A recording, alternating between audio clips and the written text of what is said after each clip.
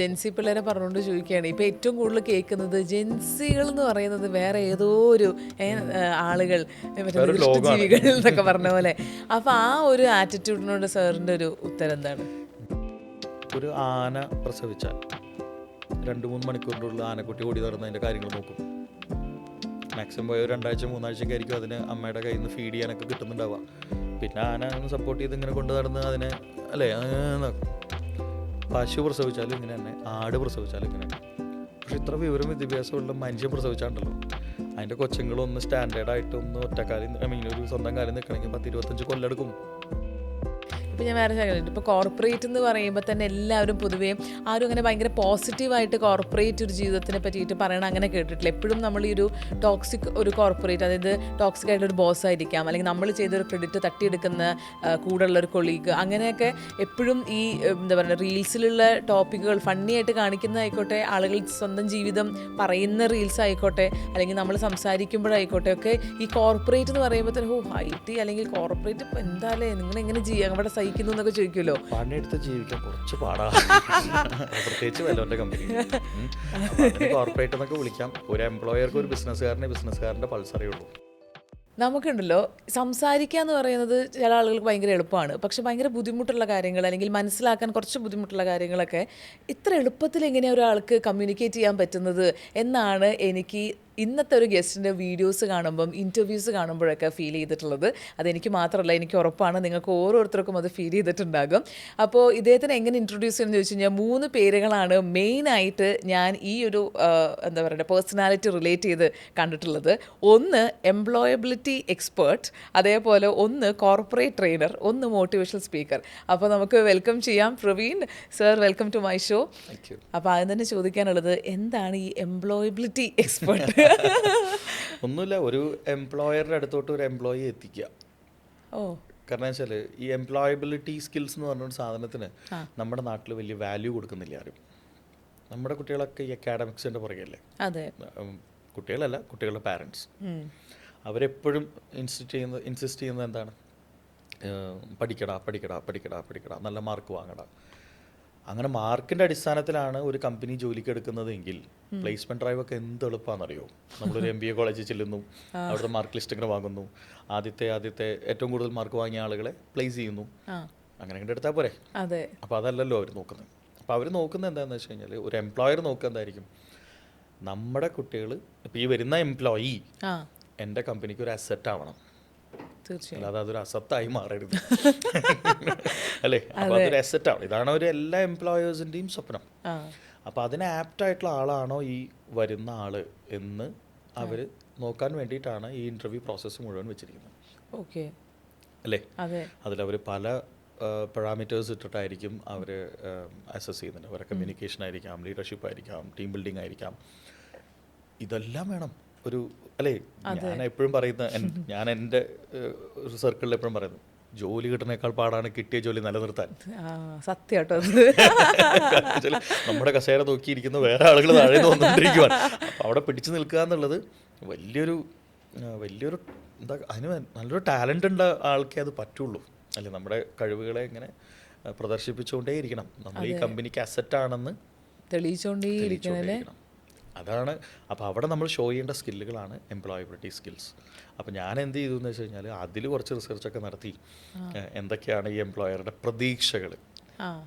ഭയങ്കര കോമഡി അത്. എന്താ പറയുക, ഒരു എംപ്ലോയി പുതിയത് വരുന്ന, ഞാൻ എപ്പോഴും ചെയ്യുന്നൊരു എക്സസൈസാണ്. ഞാൻ ഈ ക്യാമ്പസുകളിൽ പ്ലേസ്മെൻറ്റ് ഡ്രൈവുകൾക്കൊക്കെ പോകും. പ്ലേസ്മെൻറ്റ് ഡ്രൈവുകൾക്ക് സഹായിക്കാനും അതിന് മുമ്പ് ട്രെയിനിങ് കൊടുക്കാനും ചില കമ്പനികളുടെ പ്ലേസ്മെൻറ്റ് ഡ്രൈവിൻ്റെ ഇൻ്റർവ്യൂ ബോർഡിൽ ഉണ്ടാവാറുണ്ട്. അപ്പോൾ ഞാൻ ഈ കുട്ടികളെ കിട്ടുമ്പോൾ ആദ്യം ചോദിക്കുന്ന ചോദ്യം, നിങ്ങളുടെ എക്സ്പെക്റ്റേഷൻ എന്താണ്? ഒരു കമ്പനി വരുമ്പോൾ ഏത് ടൈപ്പ് ഓഫ് കമ്പനിയിൽ വർക്ക് ചെയ്യാനാണ് ഇഷ്ടം? അപ്പം തുടങ്ങും ആക്സെഞ്ചർ, IBM, ചെറിയ ചെറിയ പരിപാടിയൊന്നുമില്ല, ഒക്കെ വൻ ബിഗ് ഷോട്ടുകളുടെ പേരുകളാണ് പറയാം. അപ്പം ഞാൻ തിരിച്ചൊരു ചോദ്യം ചോദിക്കാറുണ്ട്, അതിനുള്ള എന്ത് എലിജിബിലിറ്റിയാണ് നമുക്കുള്ളത്? എല്ലാവരും ഉള്ള പോലത്തെ ഒരു ഡിഗ്രി സർട്ടിഫിക്കറ്റ് എൻ്റെ ഉള്ളൂ, അല്ലെങ്കിൽ ഒരു PG സർട്ടിഫിക്കറ്റ് എൻ്റെ ഉള്ളൂ. അപ്പം ഈ എക്സെഞ്ചറുകാരനും ഈ IBMകാരനും ഇൻഫോസിസൊക്കെ എന്തിന് നിന്നെ എടുക്കണം? ഈ ഒരു ചോദ്യം ഉണ്ടല്ലോ, ഉത്തരവില്ല. അപ്പൊ അവരിങ്ങനെ അപ്പോഴാണ് ആലോചിക്കുക, ഓ ഫൈൻ അങ്ങനെ ഉണ്ടല്ലേ. എനിക്ക് ഏറ്റവും ഞാൻ കോമഡിയോടുകൂടി ആസ്വദിച്ച് ചോദിക്കാറുള്ള ചോദ്യം എന്താണെന്ന് വെച്ചാൽ, എന്താണ് നിങ്ങളുടെ എക്സ്പെക്റ്റേഷൻ സാലറി? ഒരു എക്സ്പീരിയൻസ് ഇല്ലാത്തവർ വരെ പറയുന്നത് 1,00,000, 1,15,00,000. അപ്പോൾ പ്രശ്നം ഇവിടെ കിടക്കുന്നത് എന്താണെന്ന് വെച്ചാൽ, ഈ എംപ്ലോയർക്കും ചില എക്സ്പെക്റ്റേഷനുകളുണ്ട്. അതെ, അയാളുടെ എക്സ്പെക്റ്റേഷൻ എന്തായിരിക്കും? ഈ എംപ്ലോയി ചിന്തിക്കുന്നതിൻ്റെ നേരെ ഓപ്പോസിറ്റ് ആയിരിക്കും. ഏറ്റവും ചെറിയ സാലറി, ടാർഗറ്റ് ഏത് ടാർഗറ്റ് കൊടുത്താലും അടിക്കുന്ന ഒരുത്തൻ, അതെ അല്ലേ, ഭയങ്കരമായിട്ട് മിങ്കിൾ ചെയ്യുന്ന ഒരാൾ, നമ്മൾ മനസ്സിൽ കാണുമ്പോഴേക്കും അത് പ്രവർത്തിക്കുന്ന ഒരുത്തൻ, ഇങ്ങനെ ഇതിൻ്റെ പുറകിൽ ഇങ്ങനെ പോയിക്കൊണ്ടേയിരിക്കും, അല്ലേ. പക്ഷെ എംപ്ലോയി ചിന്തിച്ചുകൊണ്ടിരിക്കുന്നത് നേരെ ഓപ്പോസിറ്റ് ആയിരിക്കും. ടാർഗറ്റ് പറയരുത്, അല്ലേ, ഒരു ടാർഗറ്റും പറയരുത്. ഒരു സ്ഥലത്ത് അടങ്ങി ഒതുക്കി ഇരുന്ന് ചെയ്യാൻ പറ്റുന്ന ജോലിയായിരിക്കണം, എന്നോട് അങ്ങോട്ട് പോകാൻ പറയരുത്. പിന്നെ ഓൺ ജോബ് ട്രെയിനിങ് ഒക്കെ വേണമെങ്കിൽ US-ലേക്കോ അമേരിക്കയിലേക്കോ എവിടേക്കെങ്കിലൊക്കെ പോകാൻ, അല്ലേ, അങ്ങനെയുള്ള ട്രിപ്പുകൾ, കാര്യങ്ങൾ.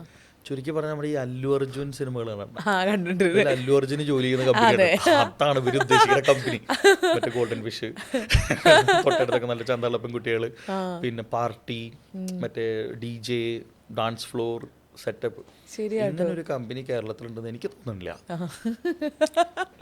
ഇനി ഇതിൽ ഏറ്റവും വലിയ രസകരമായിട്ടുള്ള ചില കാര്യങ്ങൾ എന്ന് വെച്ചാൽ, ചില കുട്ടികളുടെ അടുത്ത്, അത് കൂടുതലും പെൺകുട്ടികളെ തന്നെ ഞെട്ടിച്ചിട്ടുള്ള കേട്ടോ, ചില നാട്ടിൻ പുറത്തുള്ള കോളേജുകൾ, ഇതൊക്കെ വേണം താനും ഈ പഞ്ചായത്ത് വിട്ട് പുറത്ത് പോകാനും പറ്റൂല, ഈ പഞ്ചായത്തിലെ തന്നെ ഇവർക്ക് ഈ ജോലി കിട്ടും വേണം. അതിനുവേണ്ടി ഒന്ന് ചിലപ്പോൾ കൊച്ചി പോകണം എന്ന് പറഞ്ഞു കഴിഞ്ഞാൽ അത് പറ്റൂല. വീട്ടിൽ നിന്ന് പോയി വരാൻ പറ്റുന്ന ദൂരത്തിലായിരിക്കണം ഈ പറഞ്ഞ ഫെസിലിറ്റീസ്. എങ്ങനെയാ നടക്കുക? അവിടെയാണ് ഈ എംപ്ലോയബിലിറ്റി സ്കിൽസിൻ്റെ ഇമ്പോർട്ടൻസ് വരുന്നത്. അപ്പോൾ അതിന് വേണ്ടിയിട്ടാണ് നമ്മൾ ഇവിടെ തൃശ്ശൂർ നെക്സ്റ്റ് ലെവൽ എന്ന് പറഞ്ഞിട്ട് നമ്മളൊരു ഫിനിഷിംഗ് സ്കൂൾ സ്റ്റാർട്ട് ചെയ്തിട്ടുണ്ട്. ഓ അടിപൊളി. അതിൻ്റെ ശരിക്കും മുതലാളി ഞാനാണ്, സിനിമയിലൊക്കെ പറഞ്ഞ പോലെ. യെസ്.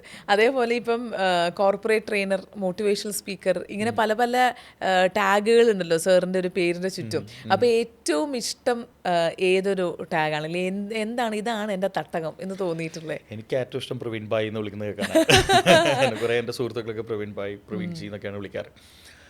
കാരണം വെച്ചാൽ ഇതൊക്കെ നമ്മൾ ആയിരിക്കുന്ന സിറ്റുവേഷൻ അനുസരിച്ച് നമ്മുടെ പൊസിഷൻസുകൾ മാറിക്കൊണ്ടിരിക്കും. കാരണം എന്താണെന്ന് വെച്ചാൽ, ഈ മോട്ടിവേഷൻ എന്ന് പറഞ്ഞിട്ടൊരു സാധനം ഉണ്ടെന്ന് എനിക്ക് തോന്നുന്നില്ല. ഇപ്പോൾ പാർവതി ഇവിടെ ഇരിക്കുന്നു, ഞാൻ വന്നിട്ട് പറയണം, പാർവതി ഞാൻ നിങ്ങളെ മോട്ടിവേറ്റ് ചെയ്യാൻ പോവാണ്, ഇത് പറഞ്ഞിട്ട് ഞങ്ങൾ മോട്ടിവേറ്റ് ചെയ്തത് അതായിരിക്കും ഏറ്റവും വലിയ ദുരന്തം, അല്ലേ.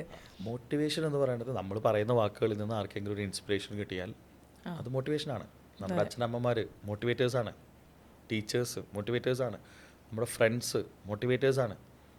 നമ്മുടെ ചുറ്റുവട്ടത്ത് എന്തോരം മോട്ടിവേഷൻ സ്പീക്കേഴ്സാണെന്നറിയോ? നിങ്ങളുടെ ബന്ധത്തിലല്ലേ ഒരു അങ്കിള് ഭയങ്കരമായിട്ട് മോട്ടിവേറ്റ് ചെയ്യുന്നത്, ഇങ്ങനെയൊന്നും പോയാൽ പോരാ, അയാൾക്കൊരു പണി ഉണ്ടാവില്ല, പക്ഷെ എന്തായാലും അയാൾ വന്നിട്ട് പറയും നിന്റെ കരിയർ ശ്രദ്ധിക്കണം എന്നൊക്കെ പറയണം. അയാളും ചെയ്യുന്നത് മോട്ടിവേഷൻ തന്നെയാണ്. അപ്പം മോട്ടിവേഷൻ സ്പീക്കേഴ്സിനെ കൊണ്ട് തടഞ്ഞ് നടക്കാൻ പറ്റാത്ത വഴിയായിട്ടുണ്ട്. അപ്പം മോട്ടിവേഷണൽ സ്പീക്കർ എന്നല്ല, മോട്ടിവേഷണൽ സ്പീക്കർ എന്നൊക്കെ വിളിക്കുന്നതിന് നമ്മൾ സംസാരിക്കുന്നതിൽ ആരെങ്കിലും ഇൻസ്പയർ ചെയ്യുന്നുണ്ടെങ്കിൽ that's call motivation. That's it. അങ്ങനെ കളി തീരണം. പിന്നെ കോർപ്പറേറ്റ് ട്രെയിനർ എന്നുള്ള പേര് വന്നത് കോർപ്പറേറ്റ്സിൽ ട്രെയിനിങ് ടീമിൽ വർക്ക് ചെയ്തുകൊണ്ടാണ്. നമ്മുടെ നാട്ടിൽ 2 ടൈപ്പ് ട്രെയിനേഴ്സ് ഉണ്ട്. Those who are handling corporate subjects, those who are handling or those who are work with corporates. Okay, ഞാനിത് രണ്ടും ചെയ്യാറുണ്ട്. കോർപ്പറേറ്റ് സബ്ജക്റ്റുകൾ ഹാൻഡിൽ ചെയ്യാറുണ്ട്, അതേ സമയത്ത് ഒരുപാട് കോർപ്പറേറ്റ്സിൽ വർക്ക് ചെയ്തിട്ടുണ്ട് ആസ് എ പേറോളിൽ അവരുടെ സ്റ്റാഫായി നിന്ന് ട്രെയിനിങ് ടീമിൽ വർക്ക് ചെയ്തിട്ടുണ്ട്. ചിലപ്പോൾ അതുകൊണ്ടായിരിക്കാം ചിലപ്പോൾ കോർപ്പറേറ്റ് ട്രെയിനർ എന്ന് വിളിക്കുന്നുണ്ടാവും. അത് വിദേശത്തുള്ളതായതുകൊണ്ട് ചിലപ്പോൾ അതിൻ്റെ ഫ്രണ്ടിൽ ഒരു ഇൻ്റർനാഷണൽ കൂടി വരും, അത്രയേ ഉള്ളൂ. അല്ലാതെ ഇതിന് വലിയ സർട്ടിഫിക്കേഷൻ ഒന്നുമില്ല. ഇപ്പം BA കഴിഞ്ഞാൽ BA സർട്ടിഫിക്കറ്റ് കിട്ടുന്ന മാതിരി കോർപ്പറേറ്റ് ട്രെയിനർ എന്നൊരു സർട്ടിഫിക്കറ്റ് ഒന്നുമില്ല. Those who work with a corporate, അല്ലെങ്കിൽ ആരാണോ കോർപ്പറേറ്റിൽ വർക്ക് ചെയ്തത്, അത് ഇൻ്റർനാഷണൽ ആണെങ്കിൽ international corporate trainer. That's it. ആണ് ഞാൻ നേരത്തെ പറഞ്ഞ പോലെ ഇത്ര സിമ്പിളായിട്ട് പറയുന്നുണ്ടെങ്കിലും, പക്ഷെ ഇതൊക്കെ ഇന്റർനാഷണൽ എന്നൊക്കെ പറയുന്ന ഒരു വാക്ക് തന്നെ നമ്മളുടെ ഒരു പ്രൊഫൈലിൽ കിട്ടാൻ ബുദ്ധിമുട്ടുന്ന അല്ലെങ്കിൽ ആഗ്രഹിക്കുന്ന ഇഷ്ടം ബുദ്ധിമുട്ടില്ല. ഇത് സത്യത്തിൽ ഞാനിത് അഡ്രസ്സ് ചെയ്യണമെന്ന് വിചാരിച്ചൊരു കാര്യം കേട്ടോ. ഞാനിങ്ങനെ ഈ വ്ളോഗിങ് ഒക്കെ കാണുമ്പോഴേ എനിക്ക് ഏറ്റവും ഇഷ്ടമുള്ള പരിപാടി ഇങ്ങനെ ഈ സ്ക്രോളിങ് റീൽസ് ഒക്കെ, അതിലൊക്കെ ഓരോ വ്ളോഗേഴ്സ് വന്നിരുന്നിട്ട് ആ രാജ്യത്തേക്ക് പോകാൻ ഭയങ്കര ബുദ്ധിമുട്ടാണ്, ഈ രാജ്യത്തേക്ക് പോകാൻ ഭയങ്കര ബുദ്ധിമുട്ടാണ്, അവിടെ ട്രാവലിങ് ഭയങ്കര പ്രശ്നം. ഞാൻ ഇപ്പോൾ കഴിഞ്ഞ പ്രാവശ്യം യൂറോപ്പിലേക്ക് ഞാനൊരു 13 രാജ്യങ്ങൾ 18 ദിവസം കൊണ്ട് കവർ ചെയ്തു. എനിക്ക് ഒരു ബുദ്ധിമുട്ടും തോന്നിയില്ല. കാരണം എന്താ പറയുക, അത്രയധികം ടെക്നോളജി ഡെവലപ്ഡാണ്. ഞാനിവിടുന്ന് പോകുമ്പോൾ തന്നെ എല്ലാ ടിക്കറ്റ്സുകളും ബുക്ക് ചെയ്തു, എല്ലാ ഹോട്ടൽ സ്റ്റേസുകളും ബുക്ക് ചെയ്തു. ഞാൻ അവിടെ ചെയ്യേണ്ട കാര്യങ്ങൾക്ക് വ്യക്തമായ ധാരണ ഉണ്ടായിരുന്നു. പിന്നെ ഇപ്പം എന്താ പ്രശ്നം? ഒരു ഫ്ലൈറ്റും ഇന്ന് ഒരാൾക്കും തെറ്റിക്കയറാൻ പറ്റൂല. അത് ശരിയാ. നിങ്ങളൊരു എയർപോർട്ടിൽ ചെന്ന് കഴിഞ്ഞാൽ, നിങ്ങൾ എയർപോർട്ടിൽ ചെന്നാൽ നിങ്ങളുടെ കയ്യിൽ ഇപ്പം എന്താ പറയുക, നിങ്ങളിപ്പോൾ ഫ്രാൻസിൽ നിന്ന് ഇറ്റലിയിലേക്കാണ് പോകുന്നത്. നിങ്ങൾക്ക് ഫ്രാൻസിൽ നിന്ന് ഇറ്റലിയിലേക്ക് പോകാനുള്ള ഫ്ലൈറ്റ് ടിക്കറ്റ് നിങ്ങളുടെ കയ്യിൽ ഉണ്ടെന്ന് കരുതുക. ആ ഫ്ലൈറ്റ് ടിക്കറ്റ് കൊടുത്ത് ആ എയർപോർട്ടിൽ കയറി പോയി സമയം വൈകിയില്ലെങ്കിൽ, സമയം വൈകിയ ആ ഫ്ലൈറ്റ് മിസ്സാവുന്നേ ഉള്ളൂ. അതെ, നമുക്ക് ഫ്ലൈറ്റ് തെറ്റി കയറാൻ പറ്റൂല. വേറെ വേറെ സ്ഥലത്തേക്ക് ബസ് സ്റ്റാൻഡിലും ട്രെയിനിലൊക്കെ പോയാൽ നമ്മൾ ചിലപ്പോൾ ട്രെയിൻ ചിലപ്പോൾ തെറ്റിക്കയറാം, സ്റ്റോപ്പ് മാറി ഇറങ്ങാം. നിങ്ങൾ മാറി ഇറങ്ങാൻ വിചാരിച്ചാൽ പോലും ആ പോലീസുകാർ സമ്മതിക്കില്ല. അത്രയും സേഫ് ജേണിയാണിതേ. അതെ, നിങ്ങൾ ബോർഡിംഗ് പാസ് എടുക്കാൻ ചെല്ലുന്നിടത്ത് നിങ്ങൾക്ക് അവിടുന്ന് പാകിസ്ഥാനിലേക്ക് ടിക്കറ്റ് കിട്ടുമോ? ബോർഡിംഗ് പാസ് കിട്ടുമോ? ഇല്ല. ആ സെയിം ഫ്ലൈറ്റിലേക്കുള്ളതേ കിട്ടുള്ളൂ. ആ ബോർഡിംഗ് പാസ് വെച്ച് ആ പെർട്ടിക്കുലർ ഗേറ്റ് കൂടെ മാത്രമേ നിങ്ങൾക്ക് ഫ്ലൈറ്റിലോട്ട് കയറാനും പറ്റുള്ളൂ.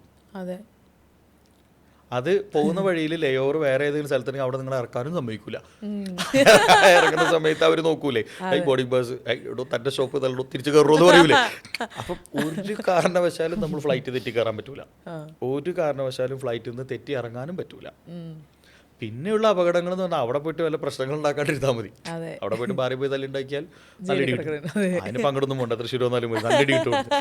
അല്ല, ഇവിടുത്തെ ഒരു ബാറിൽ പോയിട്ട് വഴക്കുണ്ടാക്കിയാലും നല്ല ഇടി കിട്ടും. നമ്മൾ നമ്മുടെ കാര്യങ്ങൾ നോക്കി യാത്ര ചെയ്താൽ ഒരു പ്രശ്നവുമില്ല. അപ്പം ഞാൻ അന്ന് 18 ദിവസം കൊണ്ട് 13 രാജ്യങ്ങൾ, 29 ഫ്ലൈറ്റ് കയറി. ഒറ്റ ഫ്ലൈറ്റ് മിസ്സായില്ല, ഒറ്റ ഫ്ലൈറ്റ് മിസ്സായില്ല. ഒക്കെ ഓൺ ടൈം ആയിരുന്നു.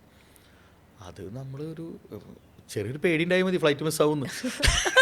നമ്മൾ അഡ്വാൻസ് ചെയ്ത് അല്ലേ, നമുക്ക് 9 മണിയുടെ പ്രോഗ്രാമിന് 9 മണിക്ക് ഫ്ലൈറ്റ് പോകുമ്പോൾ 9 മണിക്ക് ചെന്നാൽ ഫ്ലൈറ്റ് പോയിണ്ടാവും. നേരത്തെ അവിടെ ചെല്ലും, അതിനനുസരിച്ച് കാര്യങ്ങൾ ചെയ്താൽ പരിപാടി നടക്കും. അപ്പം ഞാനിങ്ങനെ ആലോചിക്കുക, ഇത് ഭയങ്കര എളുപ്പമുള്ള പരിപാടിയാണ്.